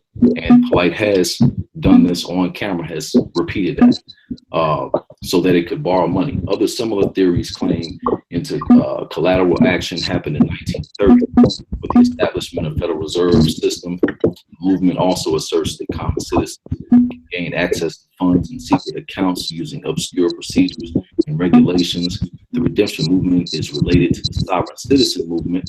According to the theory, the government created a fictitious person or straw man which he is all of this, corresponding to each newborn citizen with bank accounts initially holding $630,000. The theory further holds that obscure procedures under the Uniform Commercial Code, which I'm just talking about, a citizen can reclaim the straw man and write checks against his accounts. That's what my brother Tyrone was explaining when his organization and his head man that he, you know, was behind for years, the brother, what was his name, Lou something. This brother filed my man's document with the Uniform Commercial Code, and he said he knew what a transmitting utility was, but he is on record teaching that the transmitting utility is that name in all caps. The straw man did this particular article in Wikipedia that anyone can pull up, and you can see the sources that are attached to it, that you can see that this is 100% bogus. There have been many well-publicized convictions of citizens attempting to take advantage of this theory. The Federal Bureau of Investigation regards the instructors and promoters of redemption schemes as fraudsters. While the Internal Revenue System has included the straw man claim in its list of frivolous positions that may result in imposition of $5,000 penalty when used as the basis of an inaccurate tax return. And from there, you can also see here on the FBI website, they talk about domestic terrorism, and they deal with the same. I'm not going to read it. You guys are very welcome to go to the site, pull it up for yourself. It's All due respect, can I say something real fast? Like, go ahead, brother. Go ahead, because I'm definitely not finished. I'm about to go in. Oh, no, I'm going to just say it real quick. No real man can get caught up in this. Anyone with half a brain and responsible would not fall victim to this. Well, you know, I agree with you on one end, but I will also say this. I've seen many upstanding citizens, brothers that own property, brothers that have good jobs, fall for this. So on that end, I can't really agree with it. I think it's our part to now educate the people, to try to put on platforms like this the right information out so that people stop falling for this, because our people are so disenfranchised at this point in time, they're willing to take anything. If it sounds exotic, if they sound like they're gonna be free, because that's what that whole straw man demonstration is about, supposedly getting out of slavery in some miraculous way. Like I just read, straight from the document. But you can go back, you can watch, what's the video called? Killing with Paperwork 1 and 2 and others. And I wish he had stayed on, because You can watch my video. I did it almost a year ago. Got 2 of them. Exactly. Thank you.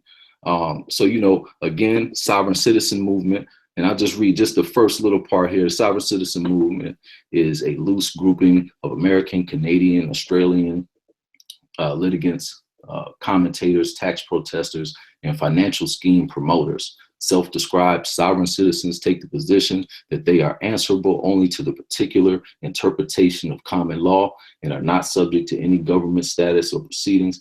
And definitely go watch those videos. I'm not going to bore y'all with that, but what I do want to show you is what's on his website.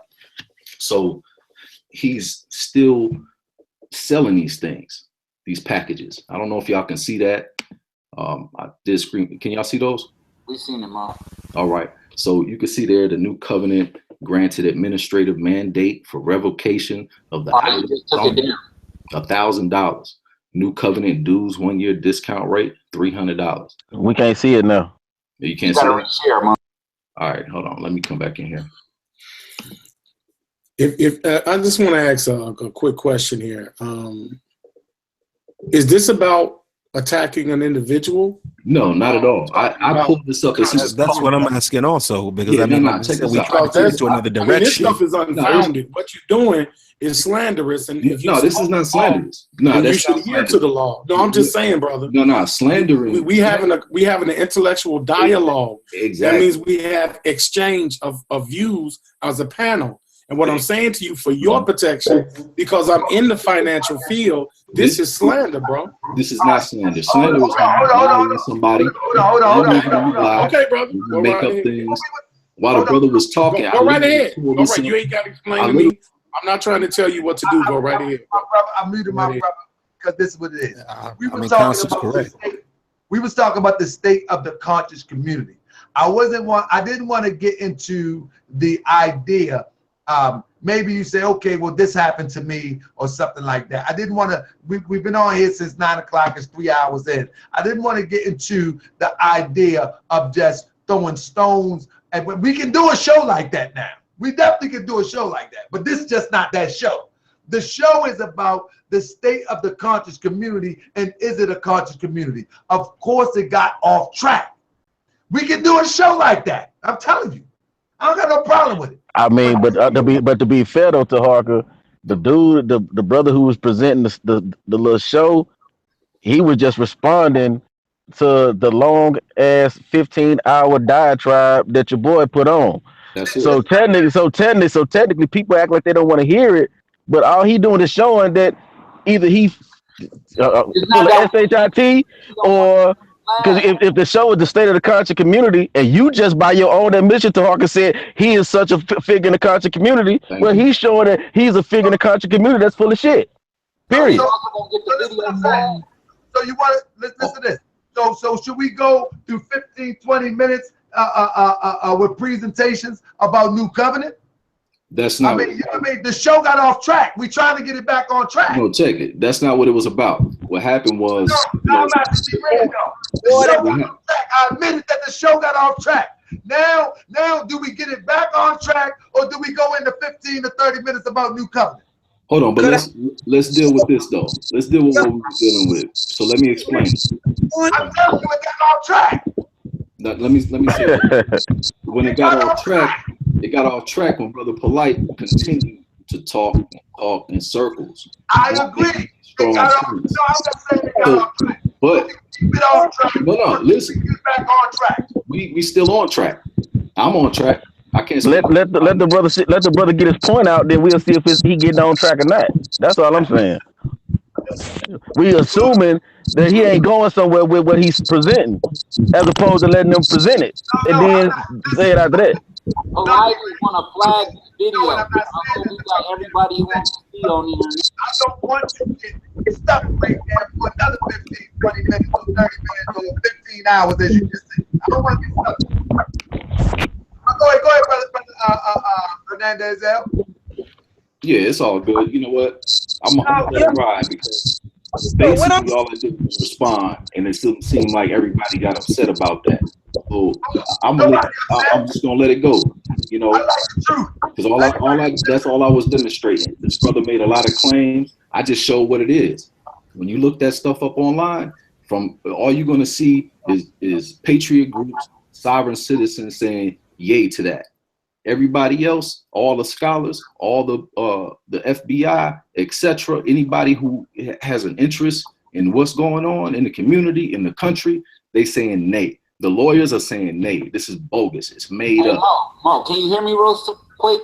If you're going to use it, you got to say alleged. If you're going to say alleged, if you don't say the word alleged and you just show that information, alleged, all this work we done can get flagged and it'll be gone.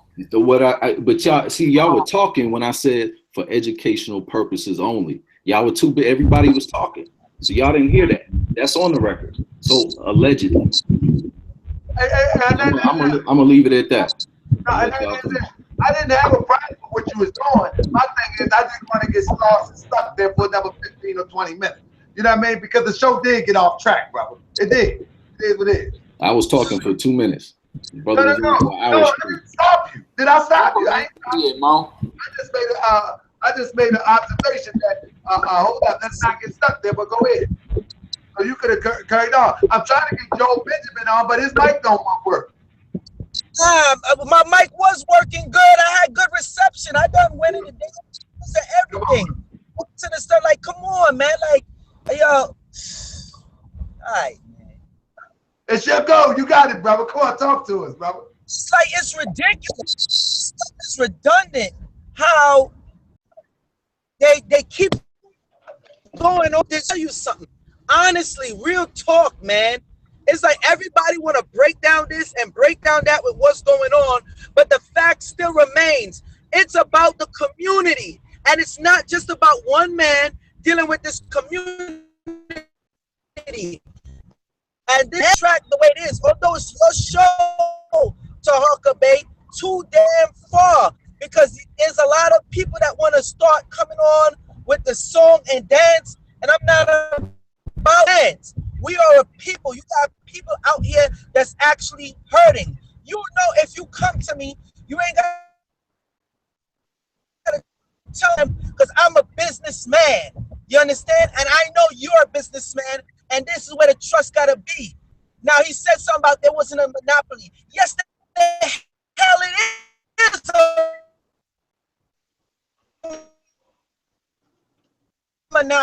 now being broken.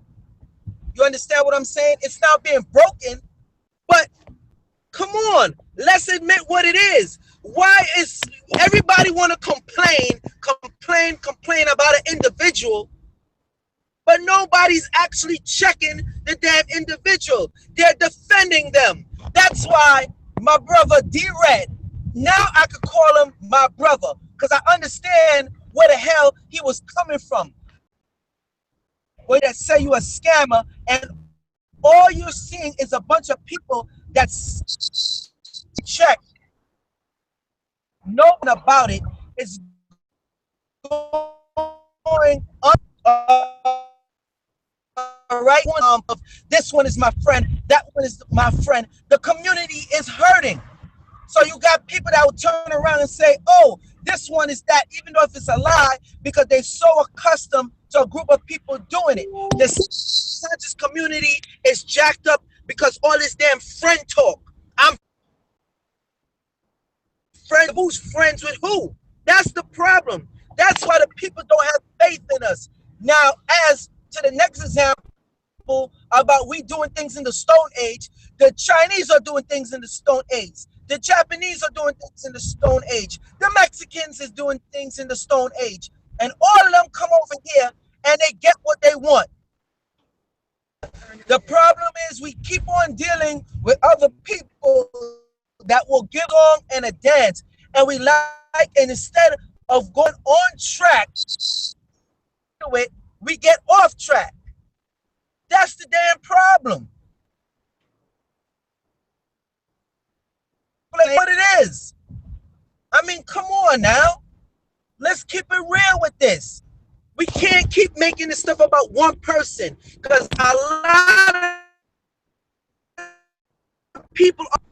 of people, I myself included, not for being no damn scammer, but for having shit that. I mean, come on, man. Yo, we let this show go on for over an hour, over a tangent. Like I said, Tahaka Bay, it's your show. But you made up some very good points, Tahaka Bay. You made up some very good points. And I'm surprised that you didn't see that the direction it was going. Because real questions did not get answered. And the people is going to look back and say, yo, what's going on? Like, it's not, it always turned into the entertainment part. And that's the problem. People want to be so freaking entertained. And we caught up in this. I don't want to hear nothing about, oh, this person brought consciousness to the group of the community, because that's garbage. When you get to learn what goes on behind the scenes. I'm out here in New York. That's why a lot of these bastards don't like me. And I don't give a damn. But New York, some of the Tahaka, you know what I'm talking about, because some of the things that you have that you know will crumble this conscious community. And you know that for a fact. Am I lying? Bro, I don't even think it's a conscious community. You know that. I don't even think it's a conscious community. You know what I asked you, Tahaka. Don't you know you have information? Oh, sure, absolutely. Absolutely. But this ain't the platform for that. And I try to tell people that this type of show is what I'll be bringing to Tahaka Bay Live. Moorish World TV ain't the platform for that. The problem is putting out certain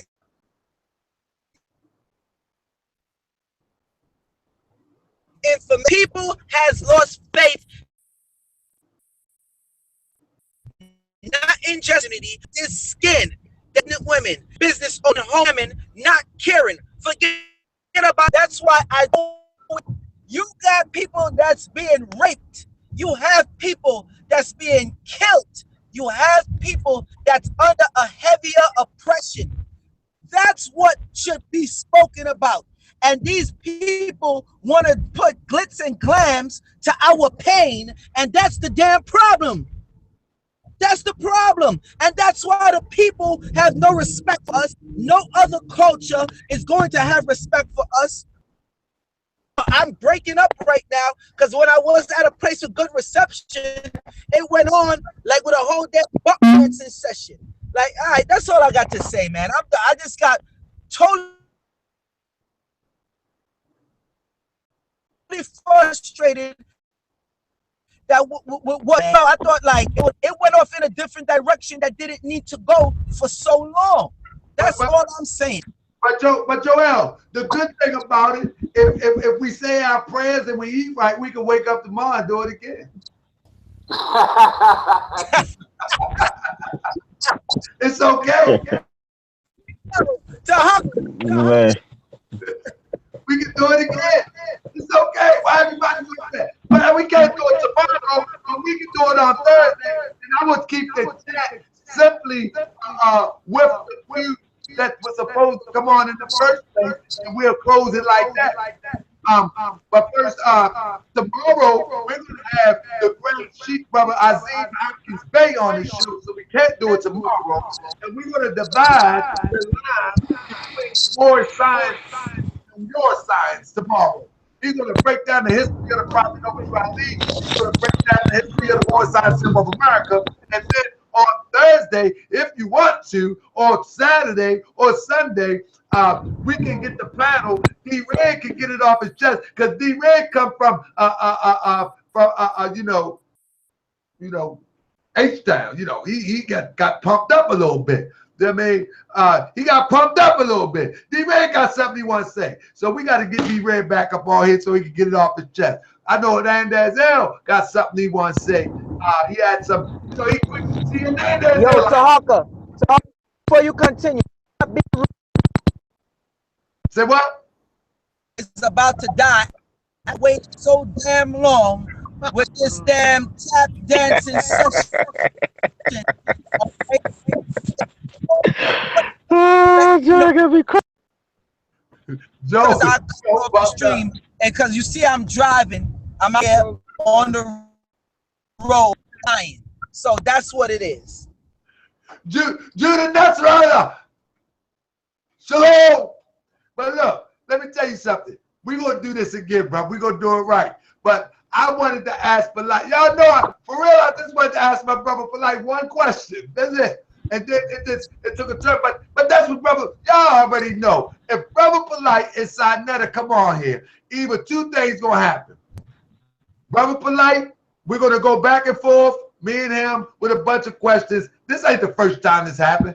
Or if Saneter come on here, me and Saneter going to be beefing, and I'm going to kick Saneter out the chat. That's just how it's going to be. You know what I mean? But it's okay. It's okay. This is Moorish World TV. We're going to do it again soon. You know what I mean? So, what day you available? What day are you available, Joel? You know, you let call me. Do it. What day you available, D-Red? Because you going to get this off your chest, bro. Man, sure. I mean, whatever y'all want to do it, man. We can do it. Hey, I don't do. Hey, you don't know. You know, I don't do nothing. I sit in the crane all day, so it don't matter. It don't matter how you want to do it. Hernandez there. Cause see, Hernandez there be sitting there with them shotguns ready to fire. Dude, he be coming out with them shots, brother. I know you be ready after 9 any night. So this is what we're gonna do. I'm gonna write this down, and now we're gonna have a real dialogue. I mean, I think this was a real dialogue. I love when things get off track too, because I love organic. I love things that go organic. I don't mind if you get off track, because if you eat your vegetables and you pray, you'll wake up tomorrow, inshallah. But so we got my brother Khonsu. Khonsu, you coming on this yeah, Sunday? definitely, man. I've heard some things that are amazing. Yeah, brother, take your notes, Khonsu. Y'all want to do it Thursday or Sunday? T-Duck, D-Red, I say Sunday. That way give. Yeah, Sunday works. All right. All right. And T-Duck, are you available? Yes, sir. T-Duck. All right. So listen, this is what we're going to do. We are the name of the show is going to be called Dissecting the Conscious Community as we know it. And we're going to dissect it. We're going to break it apart. If someone want to talk about an individual, it's okay. We're going to time each other so everybody can get a decent amount of time, and we're going to have a true dialogue and dissecting the conscious community as we know it. Well, Brother Zahar, can I speak? Yes, sir. Come on. I want to say this. Status correction is those kind of things. I have over 6 hours of in-depth information on my YouTube channel. I'm not trying to promote that, but it is very important that we understand the terminology behind it and why we've been put in those positions.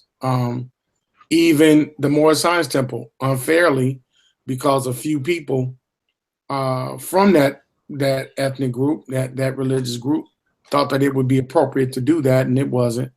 And you know, somebody like myself, I think that everybody don't know everything. That's the one thing, Brother Tahar, that everybody has a spiritual calling. Okay. Me being 47 years old, man, I've been in the financial sector. I'm one of the very few black men in the country that is in depth in stocks, bonding, foreign exchange for 15 years in good standing and registered in the state of Illinois. And I'm telling you that the UCC is not used for that. That's one thing that I would have contention with, because I use UCCs every day when I'm building corporations. So that's not used for that. And it was mentioned that it was real property. No, it's personal property. So it's some things that need to be disambiguated. I'll talk about it Sunday. So you were saying that what Brother Polight was saying was disingenuous or ambiguous or just incorrect? I won't say it's disingenuous. I think that he's dealing with peripheral information that he is not educated on properly. I got it. Because he has a tendency to appear, he appears to be the go-to person. I don't think it's malicious or anything. I think it's ignorant. But see, that's the thing. That's the thing. When you from the streets, we down here we call it, you know what I'm saying? You know what I'm saying? ABD, an automatic bullshit detector. You know what I'm saying?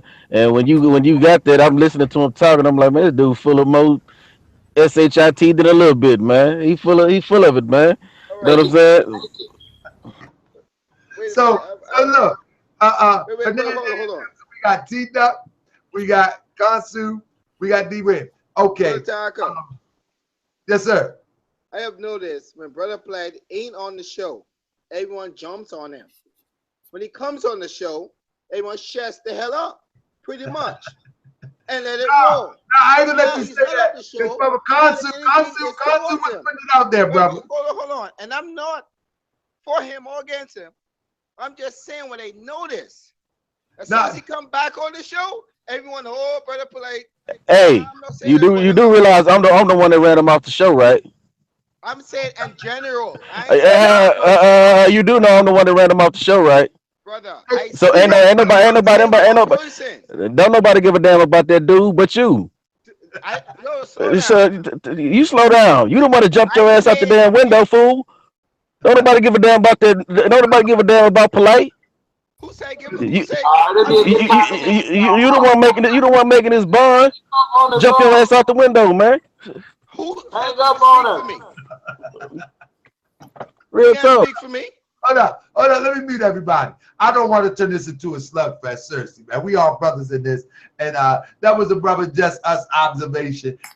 But in all fairness, Brother Polight got a way of talking, and everybody was listening to Brother Polight. It wasn't like people just were shut down. People listened to Brother Polight because Brother Polight has a way with words, and people follow his words. And as you can see, as the listening was going on to Brother Polight, Brother Khonsu, he just came back and was word for word evaluating what Brother Polight said. So it's not that people was not saying nothing about or to Brother Polight in the sense of what you're saying. Is when Polight talks, and I said that when Polight talks, I said, man, brother, yeah, you make a brother hold on for a minute.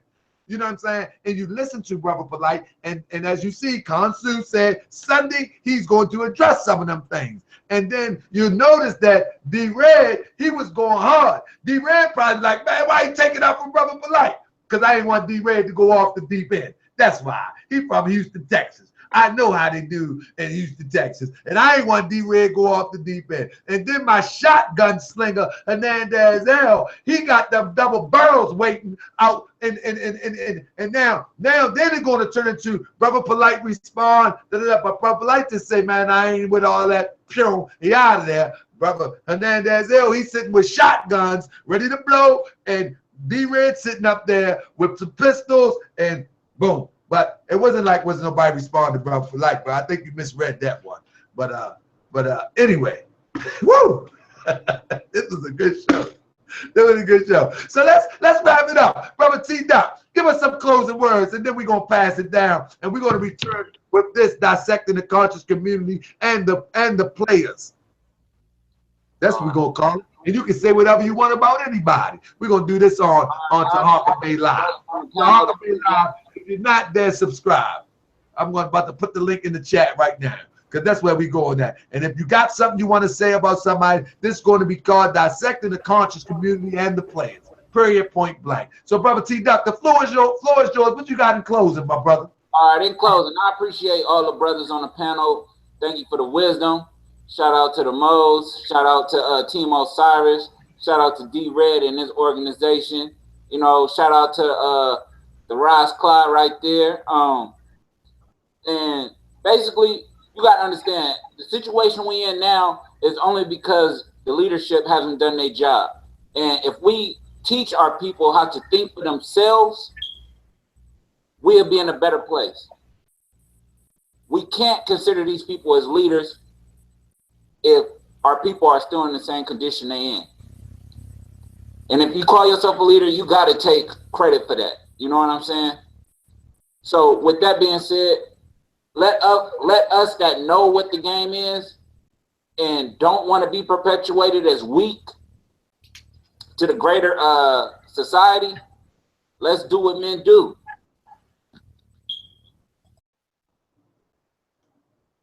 Indeed. My brother Hernandez, are you there, my brother? Yeah, I'm here, brother. Can you hear me? Yes, sir. Yes, sir. Yeah, let me just start by saying this. You know, I didn't even know about this show till about 15 minutes before it came on. You sent me an inbox to let me know. So I just wanted to say that first as a caveat to let people know that, you know, my response to Polight's diatribe was off the cuff.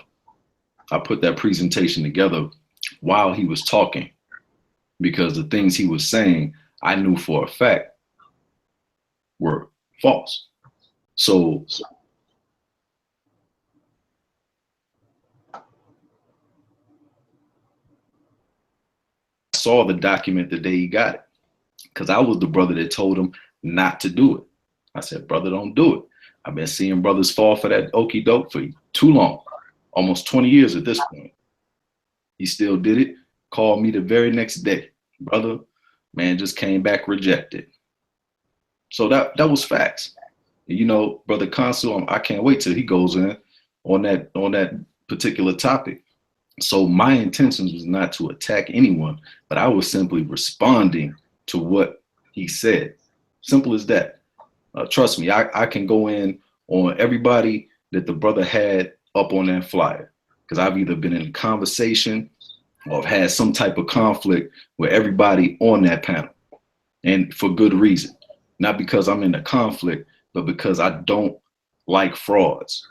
I don't like people standing in front of my people and feeding them pseudo science and pseudo law and pseudo. I'm not having it. So if you do it in front of me, just expect for me to start swinging my scimitar. Islam. And I want to add to what my brother just said. I know the arsenal that my brother Hernandez has. So I know D-Red was like, let him go, brother D-Red. I know, brother, this brother done been on the show for a few months, and it's no matter what topic that we address, this brother will dig in his bag and pull out that demonstration. So I didn't want it to go off too much off the track as it had already been, because I already know Hernandez L, he's going to come out that bag. He's going to come out that bag. I don't care who it is. If I talk about, as he said, anybody on that flyer, and I'm going to show you real quick. If I talk about anybody on the flyer that was the flyer for the show, the brother has a quick finger on his mouse. It's a hair trigger, and it's just going to go. The brother, go back on the show with him on the show. You see what I'm talking about. He did a whole presentation on Reggie when Reggie wasn't even a part of the show almost. And then he went back to the black degree with Saneter. I'm telling you. So I didn't want it to go that way at that point in time. But because we can come back and do a show and dissect. We can dissect this show another time. We can do it. It's not a big deal. I just didn't want to get it further off the track. But with that, Brother Khonsu, are you there? Yes, sir. Yes, sir. I'm here, bro. What you had to say in closing, my brother? You know, man, you know, it was a good show, brother. I do agree with you with the structure. I was only protecting the brother that was giving his presentation because I didn't hear what he said in the beginning, so I'll be held accountable for that. It's just a reactionary thing because I want to protect us, because we got a lot of issues with people in YouTube now that are flagging people and creating problems to people's public lives. So I just wanted to protect the brother that with the MSTA Atlanta picture. I wanted to protect him because I've seen petty things come out of this community. Secondly, much respect to the panel. Much respect to Brother Polight for using his time, because all of our times are valuable. I do not have malice or hate for people of my color, non-white people. I respect non-white people. I understand that all white people are racist. They're indoctrinated into racism, and white supremacy is prevalent along with racism. Is it a construct of racism? And I hold true to that. And I wish well to all non-white people that are tuning into this show. I wish you health, wealth, and blessings. I do not discriminate based on religion, creed, or what you believe in. You have a right to do that. We're in America, and that's why we're here. So I have respect for that. I look forward to the show Sunday, bro. I'll be non-biased, and I'm coming with information. Tangible, plausible, applicable information. And that's it, bro. All right. And just us. You there, my brother?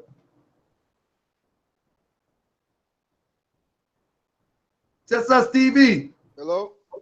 Any closing remarks, brother? Yeah, again, first I would like to thank Moorish TV for allowing the show to be possible, and all the brothers that came on, taking their time out to be able to give their information. And again, for whoever was listening, I am not on Brother Polight's side. I just want to make that very clear. I'm not on Brother Polight's side. I'm only speaking from my observation, which we all are entitled to have, whether we right or wrong. It's called observation. It's called opinion. That's why most of us move on belief. A lot of us say belief. Belief means you don't know, so you just believe. That's why you believe it. Now, again, I even had some issues before my phone hung up. I was saying with the brother myself. So how the hell I'm protecting him? I ain't. So there's a lot of things that my phone didn't hang there. I probably would have ended up saying, but my phone went die. It died, which when I called back, I stated when I was speaking on it. So I don't have no protection barrier for the guy at all. Now, of course, he's a good slick talker, and I feel that my observation was a lot of people did not state it, and I say a lot. I say one person. I heard the guy speak on him. Yes, I say a lot. It seems as if the aura, just all attention went as if it was his show, which it should not have been. No, not to you, brother. I know it's your show. But then when he goes, now the shows go back to kind of like, oh, let's knock on him again. That's just my observation. You can't knock a man for his observation, because we all got one. And I can't knock you for yours. So definitely Sunday, I would definitely be waiting for that, because there's a lot of things I wish I could have said, but I couldn't have said, because I was just sitting back, listening to everyone else speak. Of course, we know it took a majority of the time, but I was being patient. That's it, brother. Thank you for the show. Yes, sir. Yes, sir. Brother D Red, the blue collar scholar. Look, hey man, what it do, man? H time 713, baby. You know what I'm talking about? What I gotta say is, man, look, this the problem in the community. Personality worship. You see what I'm saying? I go by the motto principle over personality.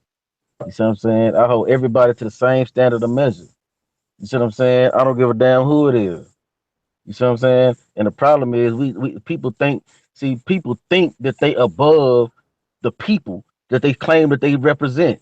You see what I'm saying? See, you gotta be in on the because I'm the one that created the whole boots on the ground narrative. So I'm gonna take my stuff back. I'm finna Ray feel it. You know what I'm talking about? It'd be like, look, you know what I'm saying? You gotta get in your community. If you gotta go knock on doors, whatever you gotta do, you gotta purchase and organize your own community. You see what I'm saying? See, we can't look at other people as models and but yet don't want to implement stuff that work. That's Dr. Claude Anderson. That's the basics. You don't see Asians separating themselves from the damn people. That's why I said when he got his ass whooped, that's what he get. You see what I'm saying? Because when you separate yourself from the people, you lose your whole protection. You see what I'm saying? So what you do is you got to purchase and buy back your community, and you insulate yourself with your cultural paradigm.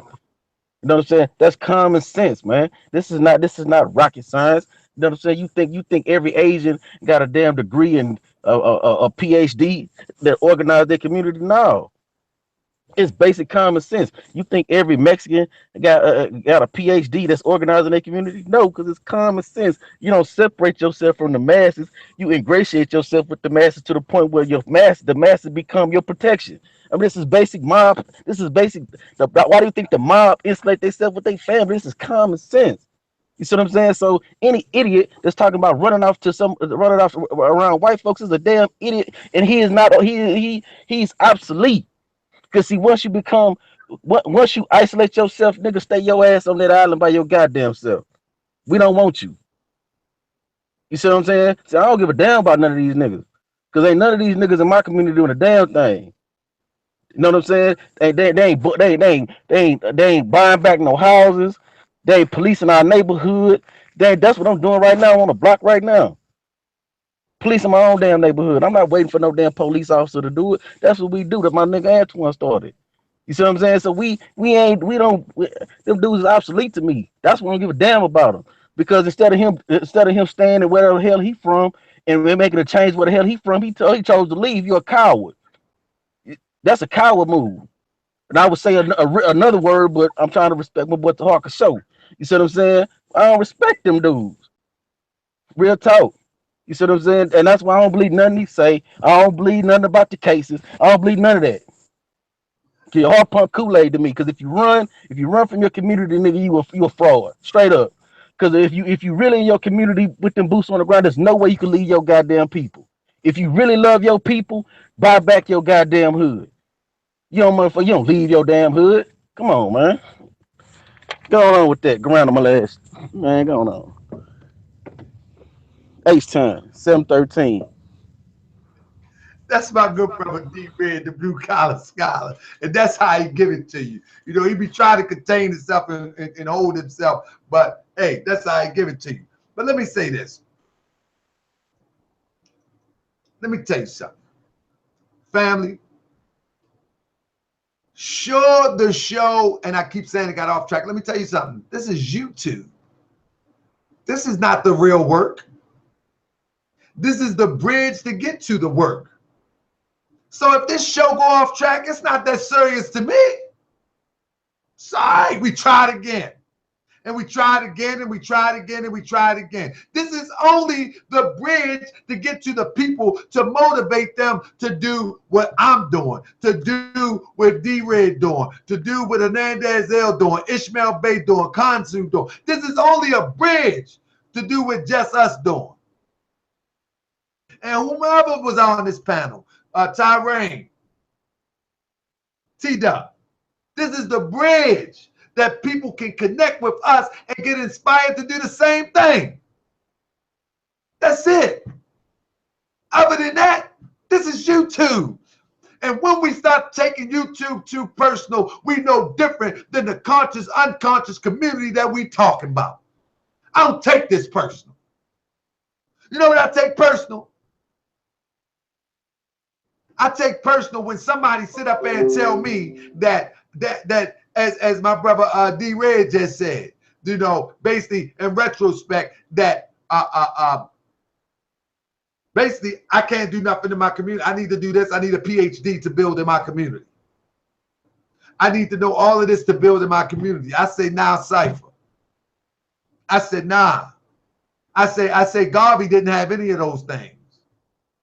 Okay. It didn't reach into 2017. Okay. He got deported. Okay. But however, he had courage enough to start something. And to this day, his numbers have not been equal in any other organization that was for or is for the uplifting of our people. And to this day, the membership of any organization has not reached his membership number. And I'm just saying, I want to try to do something in my community as it relates to us living together. I don't care if it starts with 3 houses. Not a big deal to me. We can start with 3. We start with me, my brother G Turner L, my other brother Barnes Bay, Edwards L, and whomever. They sister woman. You know what I mean? Sisters that's moving to the community. You know what I mean? We can start somewhere. But we ain't got to sit up there and talk about, I need to do this first, I need to do that first. That's why nothing is getting done. Because we need this people. We need that people. We need this money. We need to know this. We need to know that. I'm telling you something. When you say enough is enough and we just need to put ourselves in a position to become what we say we are, that's enough. That's enough. You know what I'm saying? Our brother in the chat said Garvey was 100 years ago. We have no more recent example. Nope. We are Magistar. We are the example. We are the next example. But we will not be able to achieve that example that if I inspire to do something greater than Garvey, or I inspire to do something great as Garvey, somebody tell me I can't do it. And somebody tell me that I'm incapable of doing it because I don't have the proper people in place or around me to do it. We can't do that. We got to endeavor to go and do it. And if anybody thinks that it can't be done, I need them to get out the way so I can go ahead and do it. Just give me that respect. Just get out the way. Hey, Taharka, I want to say one more thing. You know what I'm saying? If you following the dude that tell you I ain't putting nobody on my back, you're an idiot. If you listening to somebody to tell you I ain't putting nobody on my back, because nigga, if I gotta carry my whole damn city on my back, that's what I'm gonna do. If I gotta drag it, carry it, push it, pull it, that's what I'm gonna do. And once I carry my city, I gotta carry my state. And if I gotta carry my state, I'm gonna carry the whole damn country. Because I love my people that much. And if you follow somebody that don't love the people that much, that won't even put you on their back, you an idiot. Well, and we're going to get into that on Sunday on Taharka Bey Live, because I know where that statement exactly comes from. And we're going to get in there, and I'm going to have some clips. And I like to just say, man, Garvey did set the standard. You know, that's why we in the Moorish Science Temple of America, as taught by Prophet Noble Drew Ali, that Garvey is the forerunner, which means that he set the tone for people to begin to be awakened. He set the tone. And so the brother said, Moors can't talk because there's no unity with us as well. So we need to stop talking about other sounds hypocritical. Well, brother, let me tell you something. The Moors can talk. Moors can talk because I unite with anybody who's willing to unite with me with like-minded. Like-minded doesn't mean your philosophical approach or your religious approach. Like-minded means is doing what D-Red just said, walking in his community. Like-minded to me means building something in real time in the community. I'm united with Moors all across the country who want to build in real time. I just don't want to unite with those who don't want to unite with me and just want to pay lip service. I don't have time. I'm united in thought, but not in action. Because my actions are different than somebody that just want to talk. I'm tired of the talking, but I do the talking on YouTube, social media to build a bridge to inspire you, TXP Prod, to join me so we can do something in real time. As you pointing out that there is no unity in Moors, that's why, because what you just said, where is your unity? Don't worry about those who not united. Don't worry about those not united. You just get united. See, that's one of our major failings too. We're so busy to observe those who not uniting when we need to be united ourselves. So, CXP Pride, don't worry about those not united. You just unite. Don't worry about those Moors not united. You just unite. You unite with those who want to build something. You unite with those who want to clean up. You unite with those who want to teach and elevate our children. You unite. Don't get caught up on that. You'll be stuck on that for 100 years. You unite. And I'm going to leave it on that. You unite. Stop worrying about those who will not unite. Stop worrying about those who ain't going to help build. Stop worrying about those who ain't going to join you. Don't worry about that. There's a group that will. And you get with them. As I'm doing the same. I'm getting with those who wish to live out our liberation in real time. Those who don't, that's on them. But those who do, then we're going to build something together. That's period, point blank. We're going to build something together. We can't waste our time worrying about them. You know what I mean? We can't waste that time worrying about them. We'll be worried about them for the next 100 years. Moors is still beefing. Look how many grand bodies it is. Look, what kind of temple is that? Who's that grand sheik? Who is that grand body? Who is that supreme grand sheik? We will be stuck right there. But all you have to do is unite. That's when I say I'm united with Moors all around the country. And I employ all true Moorish Americans to unite with all Moors around the country. Unite with those Hebrew brothers that are willing to pick up a brick, that are willing to plant a seed to grow some real food, that are willing to clothe the hungry, to clothe those that are cold, so that are willing to house people. Hook up with them Christians that are willing to do something. That's true unity. While we waiting on somebody else to unite. We're wasting our time waiting on somebody to unite. You unite with those who wish to do the work that you're called to do, and we can get a lot of work done. With that, I say peace. I see y'all Sunday, and we're going to turn it up a notch one more time. I think it was a very good show because I haven't turned up like this in a long time. Period, point blank. You know what I mean? And on Khonsu Bay Live, I'm going to turn my brother D-Red, the blue collar scholar, loose. I'm going to bring my brother Shotgun. Shotgun Bay. That's what I call him, Shotgun Bay. Scimitar Bay. I'm going to turn them loose. And we going in on Sunday. With that, peace and love, family. I'm up out. I'm tired. We've been rolling too long tonight.